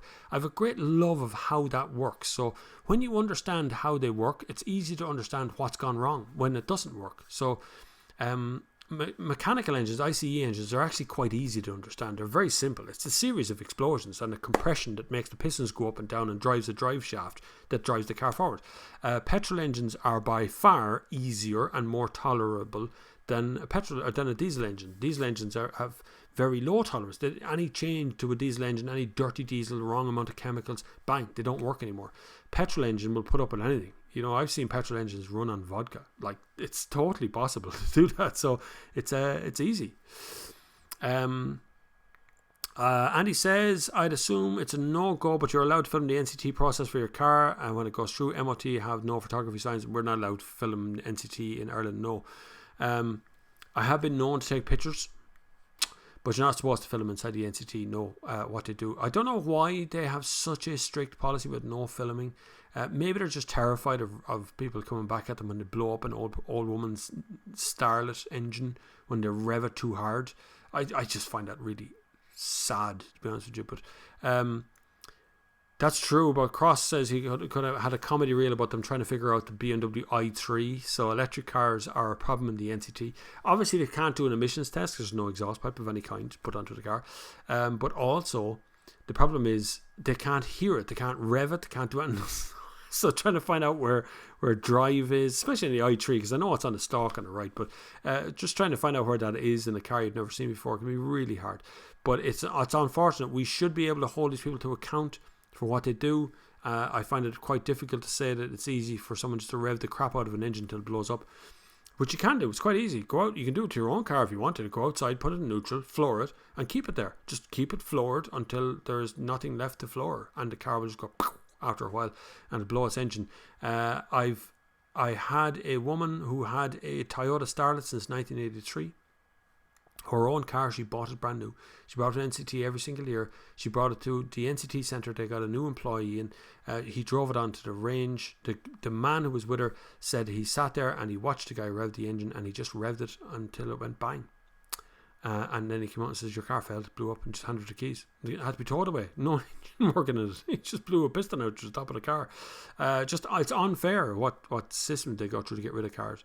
Anyway, that's neither here nor there. Like I say, if you want these things changed, you got to get off your ass and protest against them, like the NCT, like the fact that it's run from a Spanish company, like they're in cahoots to get rid of all the older cars off the road as much as they possibly can, and VRT. They have AdBlue pumps now at a few commercial stations. Isn't that sad though, really, that we have to have two fuels going into your car now to make your car operable? It's awful. AdBlue is a curse. It's a curse.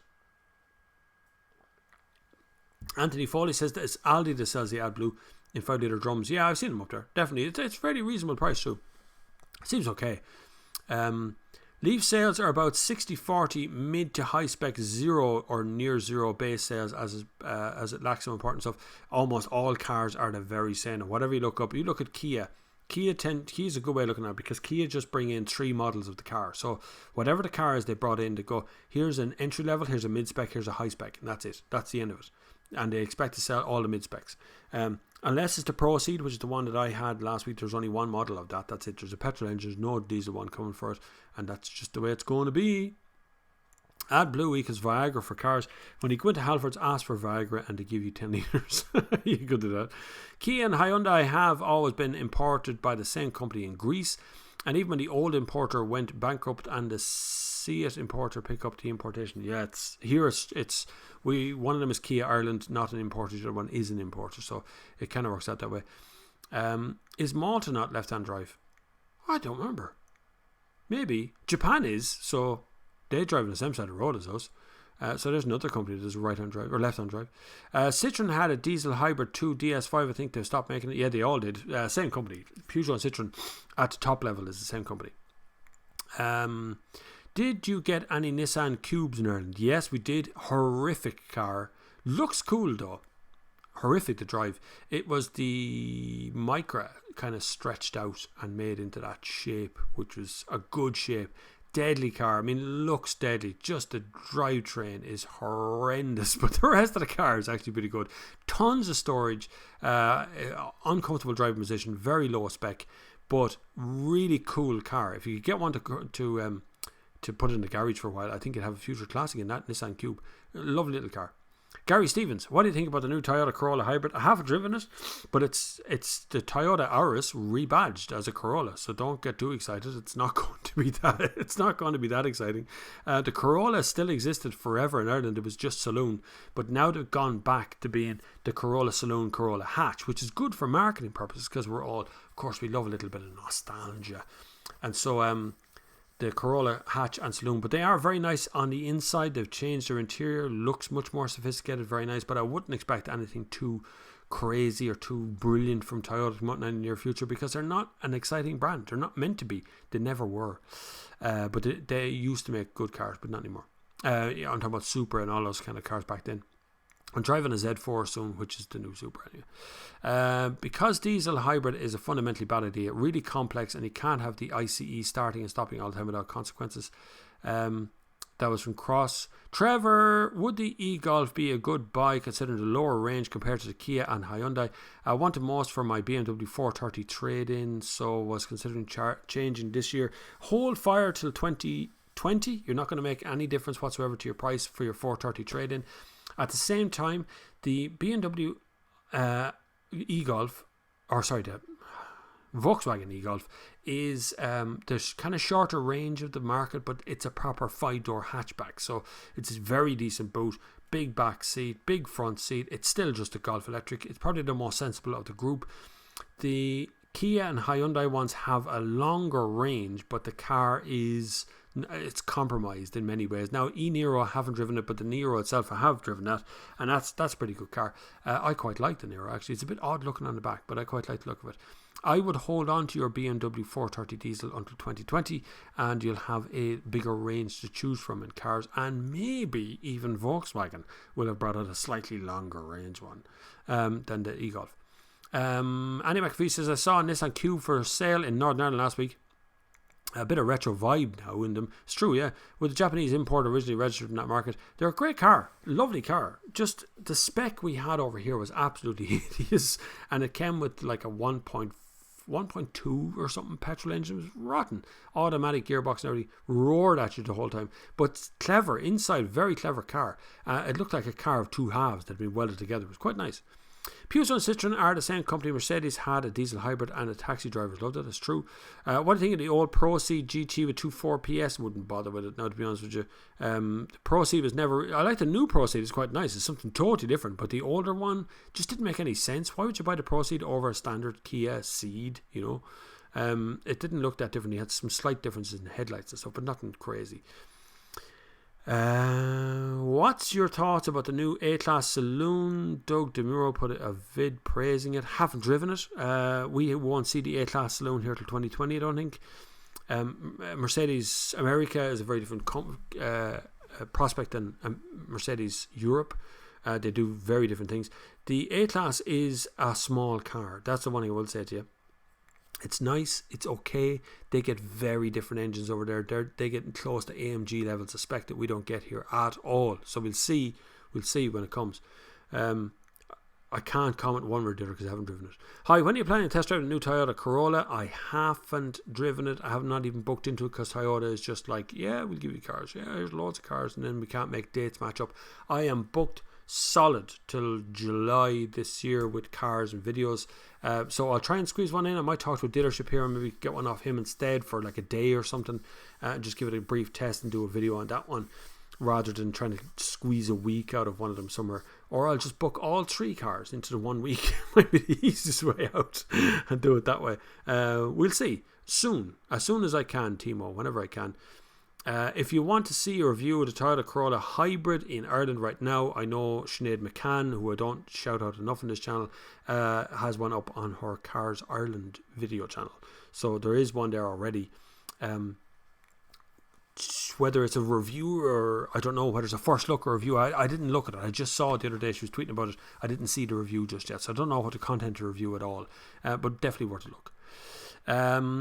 Paul O'Connor says, I'm watching on a 50-inch TV. Bob's head is massive. Wait till I get it close to the camera. Wait till I get me forward right in there. Paul, that'll keep me going. 50-inch TV. I actually saw, do you know what? I was standing in Lewis last Wednesday. I was coming out of Dublin on the Lewis, and there was a fella right in front of me, and he had what I think was an iPhone 10 big one. You know, the big version of it, the large version.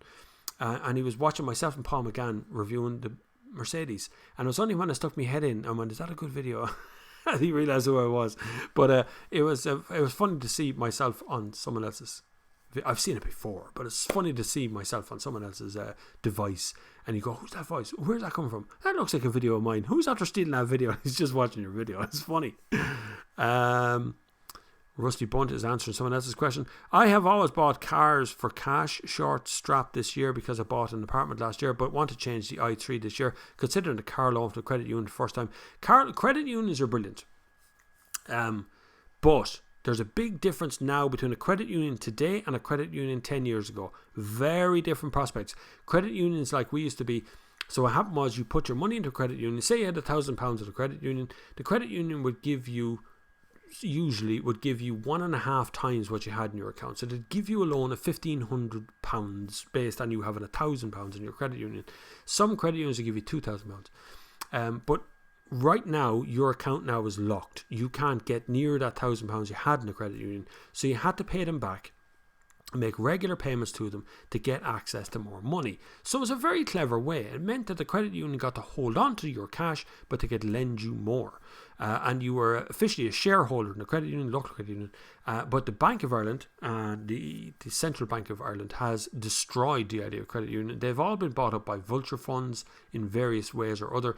So now they're all called First West American or whatever it is, all American brand crowd that have come in and have taken over and have changed the terms and conditions. So now they're much more like banks, like a normal bank. So getting a car loan from a bank is just the same, or getting a credit union loan for a car is the same. If you can do it that way, it's great. The more collateral you own in a car, the better off you will be over time. I'm telling you now, don't keep going PCP every single time you want to change. It's a vicious cycle. It only works for a certain amount of people.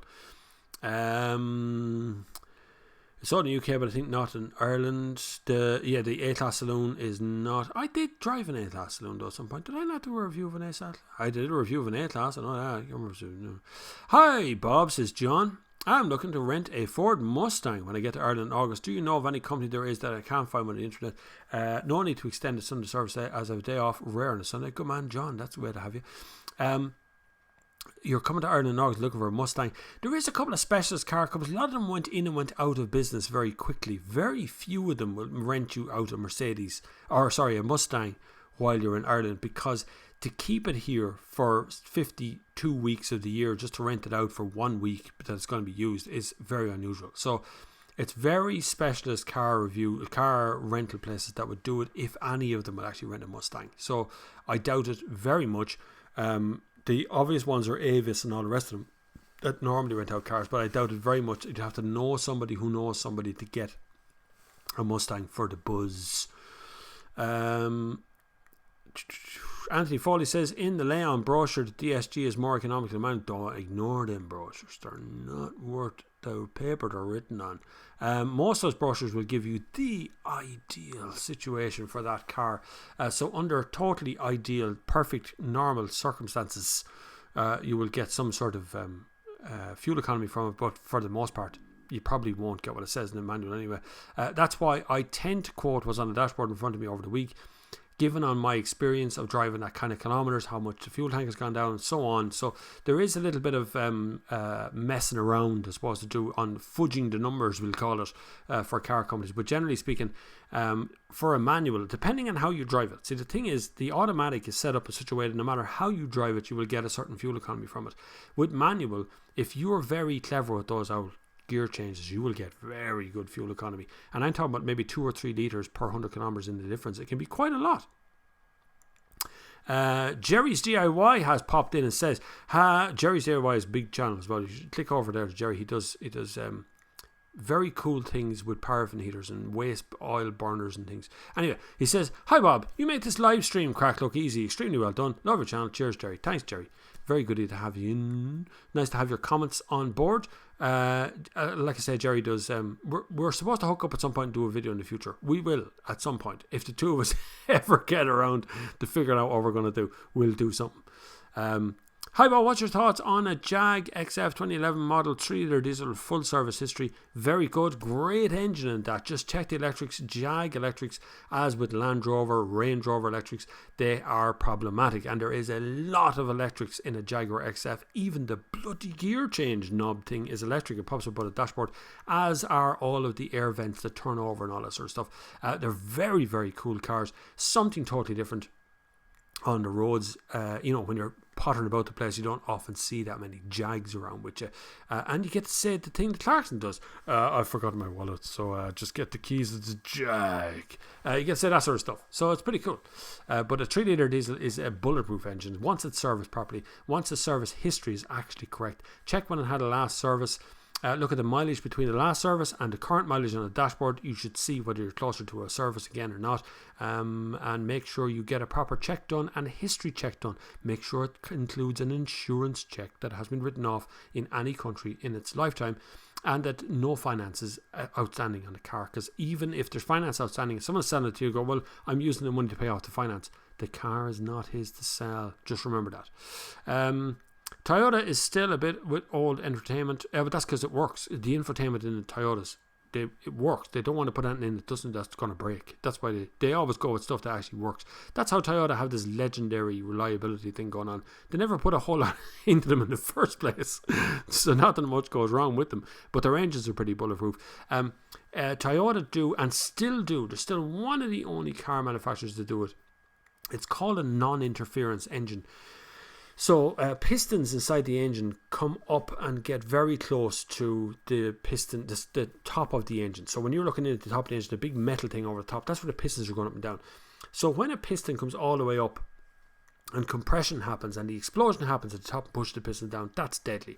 If you break a timing belt, those pistons shoot all the way up and they hit that metal part at the top. That's called an interference engine. So the more pressure it's under, eventually, if it breaks, that hits the engine, and that engine is kaput. Pistons are bent, all broke. Toyota have always gone with what's called a non-interference engine. So the compression is less, you get less horsepower, but if the timing belt breaks, the piston can't actually reach that metal part, and so the engine can be repaired by just changing the timing belt. Fairly straightforward, but it means that as a Toyota, it means that no matter what happens, you can still rebuild them basically from scratch if you really want to.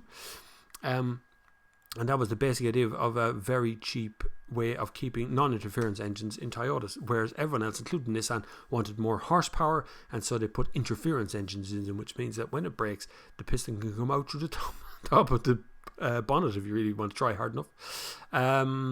My Tucson diesel has its first service at 2 years old. That's very long for first service. Surely you would have had a checkup service before, 6 months in. They tend to bring you in for a checkup service on the first year, just to make sure everything's working, or 3 months or something, just to make sure everything's working. But 2 years a long time for service. You must be low mileage, so you'll have two parts of service. So every 14 months, or every 18 months, or every 24 months, or 50,000 kilometers, whichever's the sooner. I'm just pulling numbers out of the top of my head here, but generally you have one number or the other, so whatever you reach first, you do first. Matthew Todd says, hi Bob, excited to be here. We're excited to have you, Matthew. It's very good. It's great to have you on board. How much difference does weather and temperature make to MPG of cars, of hybrid cars? I would imagine it makes a lot of difference. Electric only. Temperatures and altitude make a difference to all engines. Simple as that. Now, altitude makes much more of a difference to ICE engines because they breathe, because they pull in air. It's part of the compression. At higher altitude, there's less air. It's less thick air, so you don't get as much compression at higher altitude. So actually, if you have 100 horsepower at sea level, you might only have 50 horsepower at 1,000 feet. It might be a lot less. So it can drop down very quickly.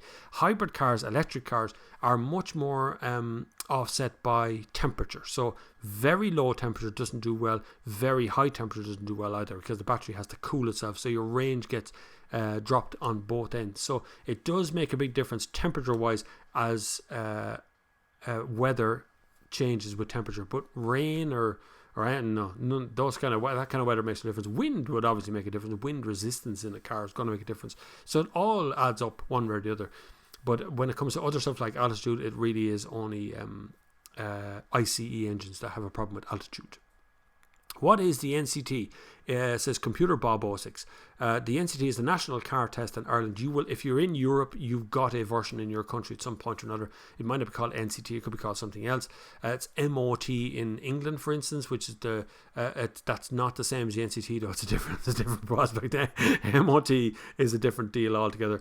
We have strict NCT centres in Ireland where you must bring your car presented for a test. They're independent. They're not local mechanics. They don't fix your cars. They're not around the way it is. So NCT is the national car test. If you don't pass it, you can't drive your car, and that's the way it is.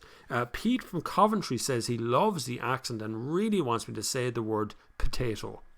So there you go, potato. I thought it would be 33 and a third, to be honest with you, which is what most people ask Irish people to say. Thanks, Pete. Sean and Neilbud, the credit union used to be lower interest rates at banks, not so anymore. That is true. The interest rate is also different. Worth looking into the car companies that have banks. So Volkswagen Bank and Renault Bank would be two that spring to mind. I'm sure somebody else has one. But they have 0% interest to attract you into PCP, or well, on some packages they do. So just bear that in mind, that the interest rate can be quite massively different.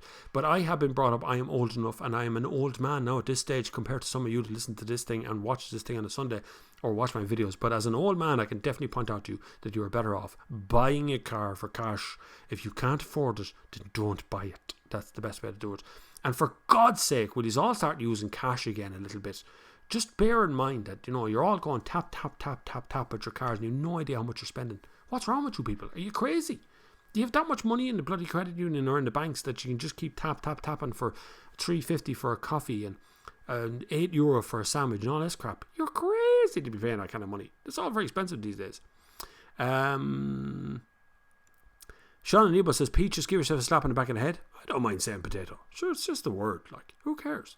They like the Irish accent. That's the one comment that kept coming up in myself and Paul's video as well, is the way he says Audi, because he says Audi, which is an Irish thing. But the way we talk when we're running, so two Kildare lads just talking to one another, becomes this crazy accent. I didn't realise it until I was editing that I had a Kildare accent. Their early retirement terms are better than the banks. Don't plan on that loan lasting more than half the term, says Cross. That's the credit union loan. Look, if you understand, again, when it comes to financial stuff, I get a lot of questions on should I buy a PCP, should I buy blah, blah, blah. If you understand how it works, then great. If you don't understand or can't comprehend how it works, walk away. And I hate that.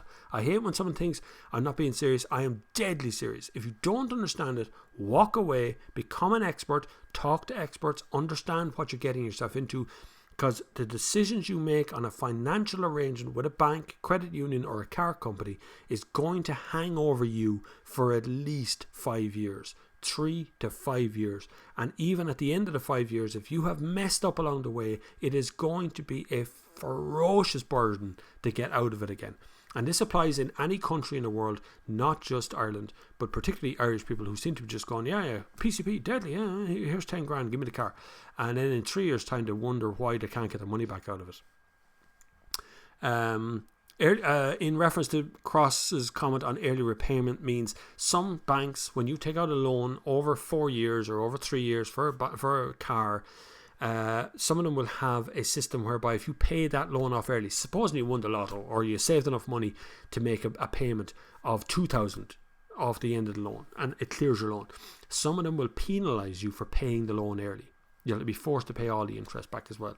Other companies just want you out of the bloody system as hard as they can, and they'll take whatever money you give them. So just bear in mind that there may be early repayment terms. Some places penalise you, some places don't. Cross has been taught from a young age to have debt, even bought the apartment for cash. That's exactly what I'm talking about. Always understand what you're doing and why you're doing it and why you want to get in or out of a thing. There's only 2 things you need to know. How do you get into a contract? How do you get out of a contract? They're the 2 most important things. And after that, it is the terms and conditions of what happens during the contract. Don't ever think that you're in such a secure position that you can't lose your job, that you won't get sick, that you can't break your leg and be off work for 6 weeks or 8 weeks or whatever it is. Just always remember those kind of things happen to people all the time. A great stress test for you right now is if your boiler broke in the back room of your house and it's going to cost you €800 to fix it. Could you withstand that and a mortgage interest rate hike and something else? Another bill come along, your car breaks down and it's going to cost you $1,500 to fix it. Can you withstand all that? Because if you can stand all that, then you probably have plenty of cash. You probably have more than enough cash to go out and buy a car without getting a loan at all. If your credit union is a local credit union, not one of those US parasites, it's a socially responsible way to go. Kind of. There's nothing terribly wrong. There's still the parasites that are coming from the US, and there's a couple of Irish guys doing it as well. They're still controlled by the Bank of Ireland or the Central Bank of Ireland. So, they're still under that kind of control. But as a local credit union, they're gone, lads. You may forget about it. They've been destroyed by the banking system in Ireland, and the rules and regulations changed that happened there very quickly. They have been absolutely decimated. There's not one of them going to last another year. The amount of rules and regulations they have to obey now means it's just financially not viable for them to exist anymore. So say goodbye to your local credit union. I'd say it's pretty much gone at this stage in the way it used to be. And most of that came because of Newbridge Credit Union, who was getting loans from everywhere and giving loans out from everybody, and everybody made millions. Sean and Neilbud, set up a company and buy the EV through the BIK free. There you go. There's a fast piece of advice for you. John Carney, any more videos planned for first-time car owners, learner drivers? Yes, I do have plans of that. There is plans for millions of videos. It's just getting around to them all. So yes, they are planned for sure. I'm catching up on the questions. Not incredible. Look at that. I'm rattling through them. This is like, go, man. No, sorry. Yeah, there is more lined up for that. There is ones for bus drivers coming as well. Truck drivers, bus drivers, heavy goods vehicles, learner drivers, diggers. A few learner driver places have been in touch with me about doing the bus one, which is that's coming up as well. I know I'm not alone in that. I know there's vouchers sent in the Midlands 103 as well recently about bus driving. So there's all kinds of things going on in that one. That's going to happen, I think, in the near future. Dara Joyce, hi Bob, thinking of getting a new Mercedes Vito van, but don't have much experience in them. Any thoughts of them? We'll be looking at a 2.2 rear wheel drive version. They are an excellent van. They have been going for generations and has won Van of the Year numerous times. I have no problem recommending. Most vans are actually pretty much the same, believe it or not, in the stuff that's in them. Look for kit and equipment. Vito is incredibly comfortable. The newer ones have what's called side wind assist, which means a flat panel side on it.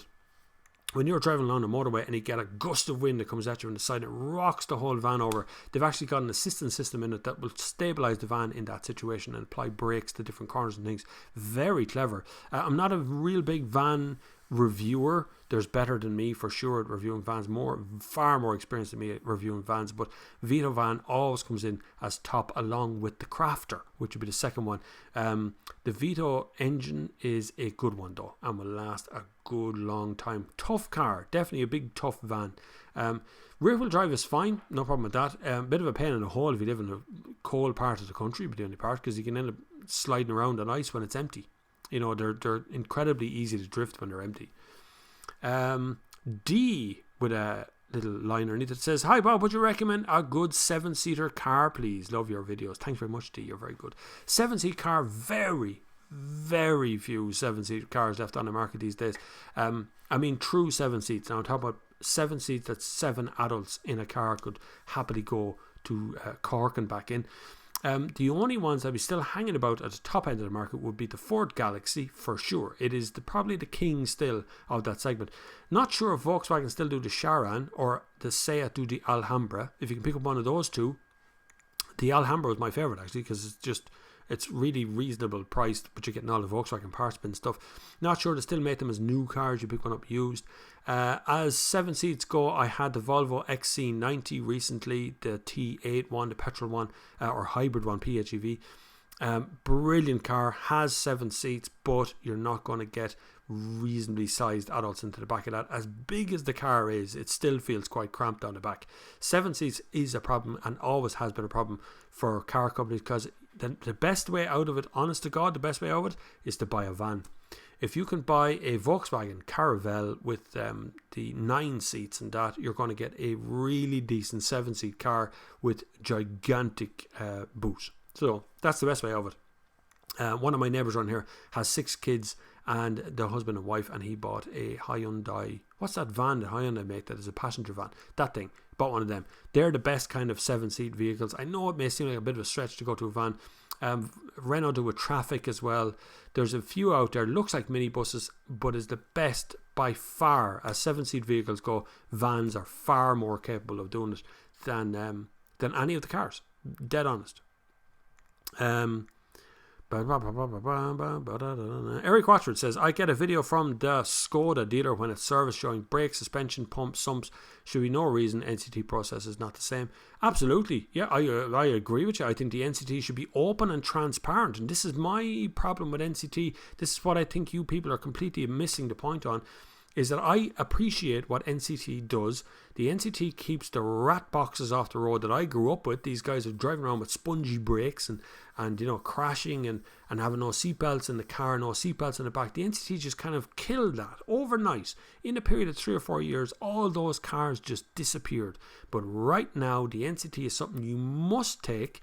You now have to do it yearly for some reason when a car is over 10 years old, and yet you're not given a proper look at what they do. You're not given a proper look at what they're actually at, how hard they're revving your engine, how difficult they are being on your brakes, how hard they're pulling that handbrake up on a bad day, and he pulls your handbrake out of the bleeding socket. Like, you just don't know what they're doing, and I really do think they need to be open and transparent. They make enough money out of us. Appliance Plus is the company, they're a Spanish company. They make a lot of money out of the NCT in Ireland and across Europe because they run it everywhere, and yet we're not given a behind the scenes look at it at all. We're just told about these cars that fail and they can't be driven anymore, fail advisory and all that. What does that mean? It's crap, absolute crap. Anyway, if you're going to do an NCT, by the way, the way to pass an NCT is quite straightforward, right? All you do is, number one, do nothing to the car apart from wash it, right? So wash the car, give it a good clean, wash the brakes, wash everything else, clean the inside of the car, make sure all this crap has gone out of your boot, make sure they can see that there's a spare wheel. They only want to see. They don't want to move child seats and things out of the way, so you can lift up the thing and look underneath to make sure there's a spare wheel there. Close up all the seat belts in the car along the back seat and in the driver's seat and passenger seat. Don't worry about the driver's seat, he'll do that. Then make sure your engine oil, your brake fluid, your radiator fluid are topped up and nice and full, and that's about it. Bring it into the NCT. When they test it, they'll come back with a report at the end. They'll say it failed, and it failed on this or this and this. Then you fix those things that are wrong with the car and you go back and pass. It's pretty straightforward, really.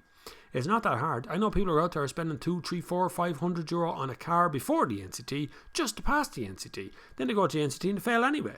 Something that wasn't tested because they're not NCT testers that you're paying to fix your car.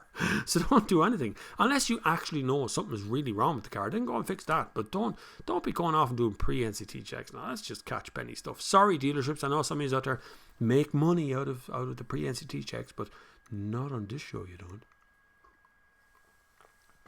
There's nothing as honest as me on a Sunday because I just off the top of my head I just start talking. Don't forget to support the channel if you can, lads. It'd be brilliant if you could. It's fantastic. Everything we need to do, we do with the support of this channel. It's been absolutely brilliant for the last 12, 14, 15 months. It's been absolutely great. I really appreciate it if you hit the subscribe button, if you hit the like button whenever you see one of my videos pop up. But you can support it financially as well through PayPal or Patreon or through Super Chat while this is live. So you just click the button and donate, and that way it'd be absolutely brilliant if you did. I just have a question I have to deal with as well from Matt. Matt from Killarney loves the Sunday service, but hasn't got an account, so he hasn't asked the question properly. He put in a question for December 2008 diesel Opel Astra 1.7 CDTI Club, a saloon one in excellent condition.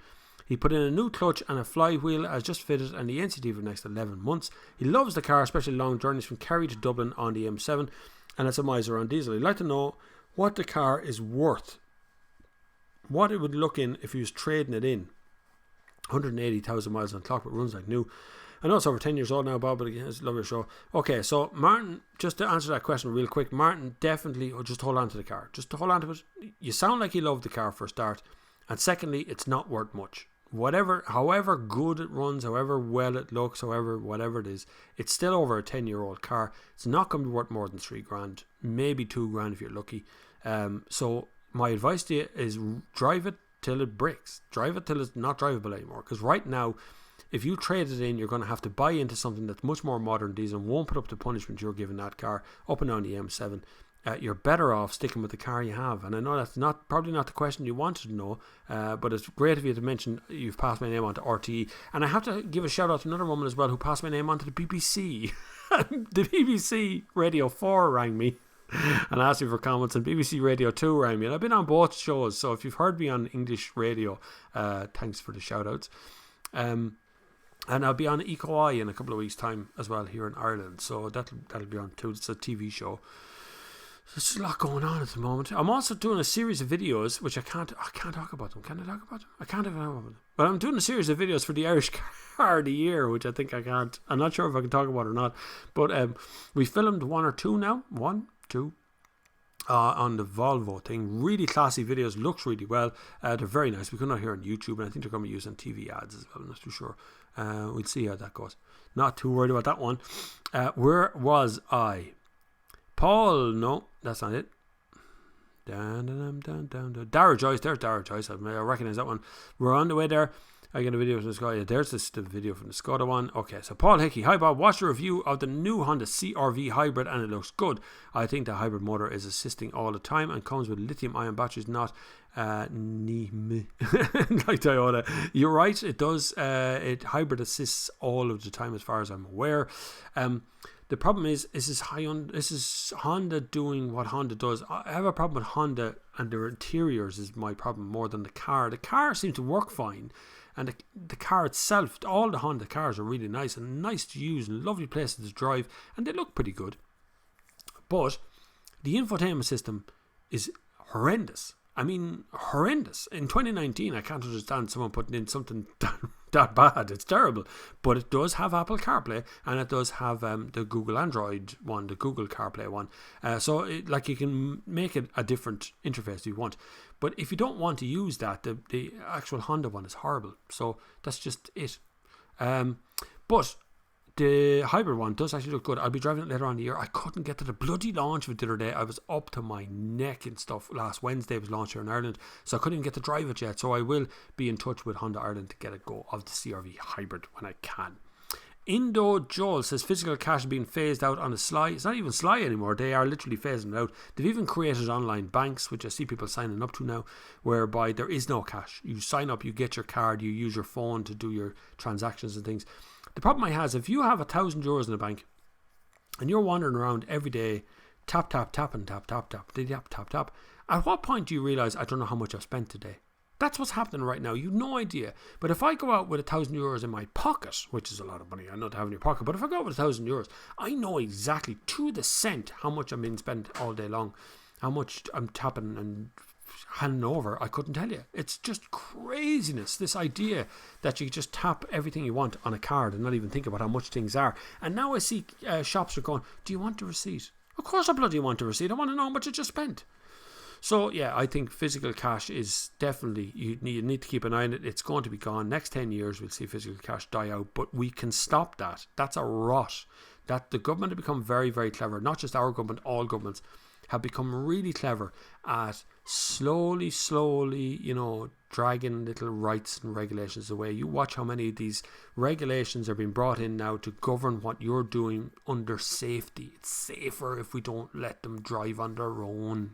It's much safer. So, yeah, it's all coming, along with physical cash being phased out on the sly, as Indo Johal says. What a race in Esprit in Mexico, pal, where there's someone's watching Formula 1, I think, or something. I don't know what we're watching. What are we watching? Who's watching something while watching this? Are we doing split screening? Get up the yard. Bob, cash is gone. There are cafes in London that only take cards. Do you know why there's cafes in London that only take cards? It's not because cash is gone. It's because people are stupid enough to spend money in a cafe that only takes card. That's why cash is gone. Because you're stupid enough to patronise someone who will only take cards. You are the product. You as individual human beings are the one that decides whether a cafe can be just cards or cash only. I'm telling you, you're the ones with the power, not the cafe, not the government. The human race is the power behind everything. So if you say, oh, look at that, I don't take cards, that's great, I'm going to buy coffee there from now on. Every place around there eventually just becomes card only. If you go, no, I'm not going into that place, then they change overnight. I'm telling you, you people miss out on these sort of deals out there. Darren Crawford says, sorry I missed the start of the stream. Where were you? I want your excuse now. Send it in. Say 10 Our Fathers and 5 Hail Marys. And we'll move on to Sunday service. Love the video with the S-Class. Interesting idea for a few videos would be to help guide a few people that they're in the market for a car and what they buy and why. I'm telling you, there is definitely a spec to that, Darren. 100%. Myself and Paul are already planning a certain auction house video. We're going to buy a car. I'm not going to say anymore. We're going to buy a car at auction and we're going to sell it and make money. And that's the plan. Whether that actually happens or not, because it's like the blind leading the blind, like two mad jokes.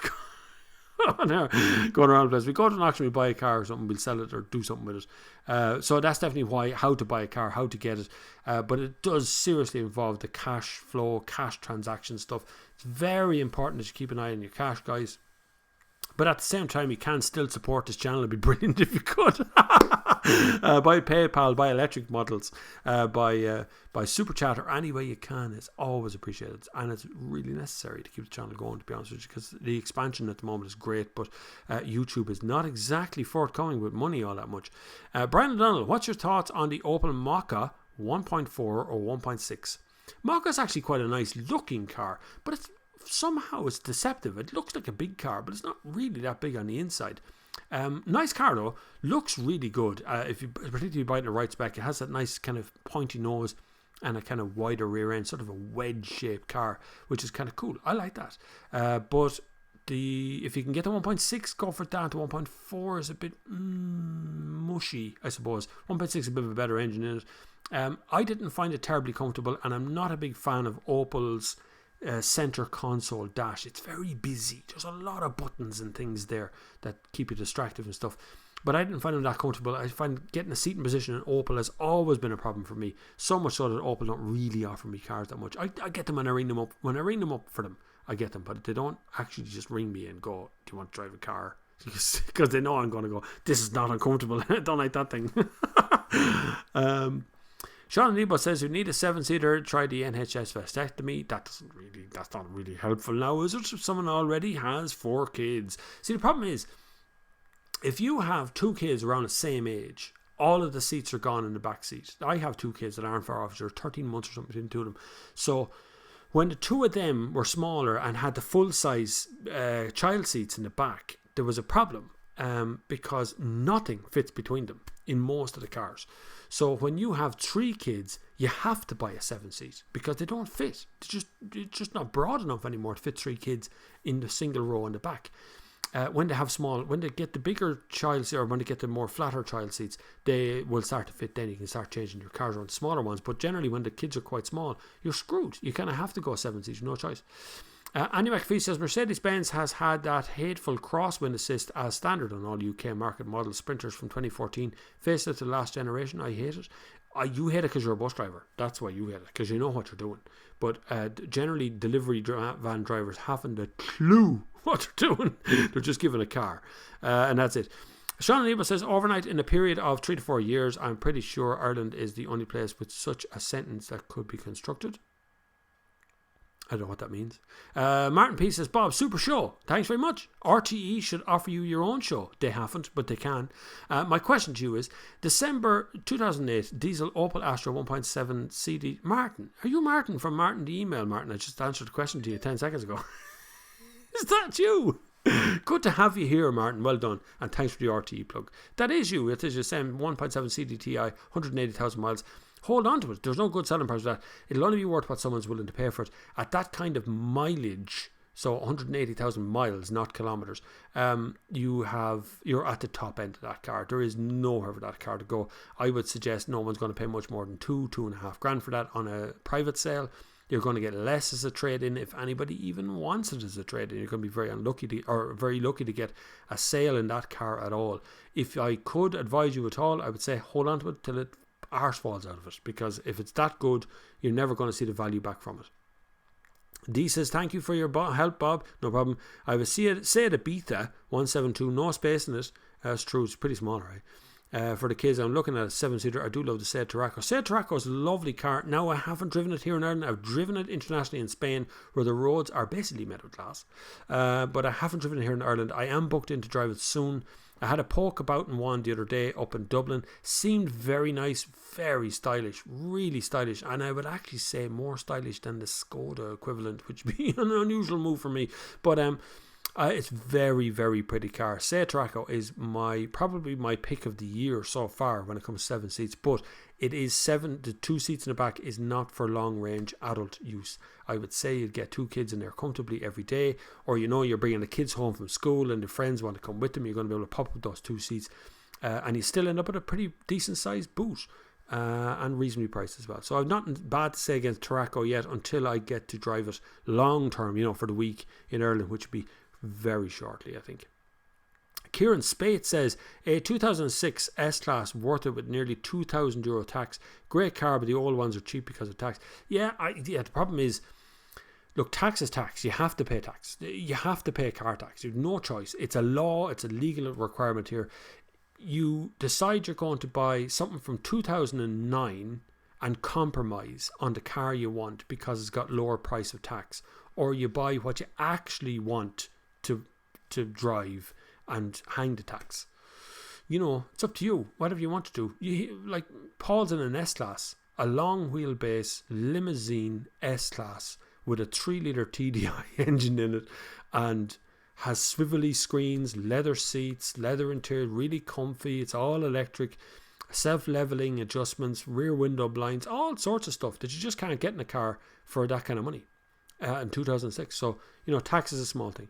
Bob, what BBC radio channels were on? I think it was on BBC Radio 4 and maybe BBC Radio 2. I'm not too sure about the 2 part. I was used for something to do with a recall on gearboxes. They asked me for comment. I don't even know if they read it out properly. I didn't hear it myself because I'm on the radio so much. I don't listen to myself. I hate listening to myself. Even though I edit myself the whole time, and I've edited myself for the last 10 years, I still don't like the sound of myself. It's weird. I don't think anyone likes the sound of themselves. Afternoon, Reverend Flavin, a great Sunday service. Thank you very much, Stuart Moss. You're very kind. Good to have you. JV, I bought my Astra new late 2011 and have 237,000 kilometres now. Plan on keeping it as long as possible because you never know what the cities are going to do with low emission zones in the future. Don't change that, man. Leave that your go. I don't think I'd change the Leon now at this stage. It's not worth it. Just I won't get anything for it. I'll let it just pass through the NCTs until I get bored with it, and then I'll have to buy something else. But the missus drives it most of the time, so I haven't got the time to be bored with it. Unlike a lot of other motoring journalists out there who don't own a car. Did you know that? Most motoring journalists don't. Marcus Hogan, back as always for a Sunday service. Good man, Marcus. Best looking car range on sale. Volvo for me, I would agree with that. Volvo, yeah. Visually looking at a Volvo, it is absolutely outstandingly gorgeous cars. Particularly the S90 Estate, just bite the back of your hand gorgeous. The interior of a Volvo XC90 is outstanding on all levels. I had the T9 the other week and an absolutely beautiful thing to drive. I would happily keep one forever. Jaguar up there too, yes, that's true. Include Alphas, only 3 cars. Alphas falls apart. They're lovely to look at on the outside, but the inside not great. Any other thoughts? The new... What else is beautiful that I saw the other day? There's something I was looking at the other day. It was just really pretty. It was a tech drawn. It might have been another Volvo, actually, in fairness. It might have been another Volvo. Dave Davis. Afternoon, Bob. I paid a deposit on a new Golf 1 litre TSI. The salesman has twice asked for the balance, but they haven't even invoiced me for the car yet. What do you make of that? I had another complaint about Volkswagen the other day from another user as well. He emailed me to ask me on the status of a 1.5 TSI coming from Germany. The dealer told him that there was a problem with the WLTP testing on his car and it would be delayed. I'd never heard of this before. This is news to me. So I checked with Volkswagen Ireland, who was able to tell me that this car was sitting in Germany, manufactured, but couldn't quite find out what the delay was. So where the delay came from with WLTP, I'm not too sure. And the same applies for your 1 litre TSI. Where's this delay that someone's after coming out with? They haven't invoiced you, looking for the balance on the thing. Do nothing. The power is with you. May the power be with you, as always. But the power is with you, with your money. And you're entitled to do what you want to do. So if you've paid a deposit on the car and they can't deliver the car, that is their fault. And so no would be the answer I would have for that. They need to invoice you. They need to do all of their due diligence on the car. Don't just hand over money to them to get the car done. Something is happening there in Volkswagen at the moment. It's probably to do with WLTP. But something is definitely going on right now, and it's not just Volkswagen. I'd say there's more to that. Just Volkswagen are shifting a lot of metal at the moment, so I think something's going on with their manufacturing. Marcus Hogan says, but don't pay that balance, whatever it is, and that was for Dave Davis. Rear light bars on all the rage now on VW Group cars. Yeah, it's pretty. The light display thing that goes on the back of the A7 is quite nice. Audi A7, Porsche 911, Bugatti Chiron. I even saw all new Porsche Cayenne here in Galway last day. Thoughts? The problem is the cars are as cool as they're ever going to get. I think cars are at the limit of how they drive and handle and go. So I think what they're doing is trying to attract you with the best infotainment system and the light show on the back. You notice my review of the A7 and the Q8 doesn't even mention the light show because it's not. It's just trickery. It's just a light that's doing this thing. It's cool looking, but the car has to be cool looking. It has to be a good car to begin with. So that's it. Annie McPhee says, sod physical cash for all the bus drivers out there whose the struggle is still very real. I know I had £2 for a bus drive and you still have to put that change somewhere, but for normal day-to-day living, when you're going to Aldi, Tesco, Duns or whatever it is, buy with cash. Honestly, if you've never done this before, here's a test for you. Here's a brilliant test. Go to an ATM, take out €50. €50, that's it, €50, right? Go home, put your card somewhere safe. Now survive for 2 days on that €50. You've no card with you. Go for it. Go! Try it. See what happens. You'll love it. You'll never feel the same again about your cars or about your money or whatever it is. Once you see that you've only got like €5 left in your pocket and you're going, what do I do now? How do I buy my coffee when I've only got €5 left? You'll love it. Honest to God, you'll love it. Screamer Beamer says, what's your thoughts on new Ford Focus? Just spec'd one online, amounting to 28 grand. Spec is a bit miserable in Ireland, I have to say, particularly on the bottom spec. Car is pretty good. I know I did a review of the Ford Focus recently. Everyone thinks I hate the Focus. I don't. In the video, I actually say the S-Line model is fine. The car is good, but the spec is a bit miserable on it. In the bottom end spec, you don't get parking sensors. You don't get a reversing camera. You only get single zone climate control. It's a bit meh on the spec. It seems very cheesy for the price of the bloody thing. Like, it starts at 23 grand or something. Like, it's not a cheap car. And specking at 28 grand must be fairly easy, I'd imagine. S-Line model does better spec on it. The automatic model is very good, very clever gearbox, nice and clean shift on the gear change and all. It's fine, it's okay. I think there's better value out there in the market. Although I did drive the Kia Proceed the other day, which just has aircon, You know, the twiddly knobs, hot, cold, 1, 2, 3, 4, and AC button in the middle. No climate control whatsoever. So spec is changing. Graham Wood says, I have a Jaguar XF and just got 4 winter tyres again. Do you think I'm mad to use them all year? Yeah, you are. Winter tyres absolutely savage your fuel. They will tear the arse out of your fuel economy. Plus, winter tyres do next to nothing for grip when the temperature is above 7 degrees. Maybe even 5 degrees. It's debatable. It needs a bit of ice on the road for winter tyres to actually do it. But you can. The thing is, you actually do get them very cheap.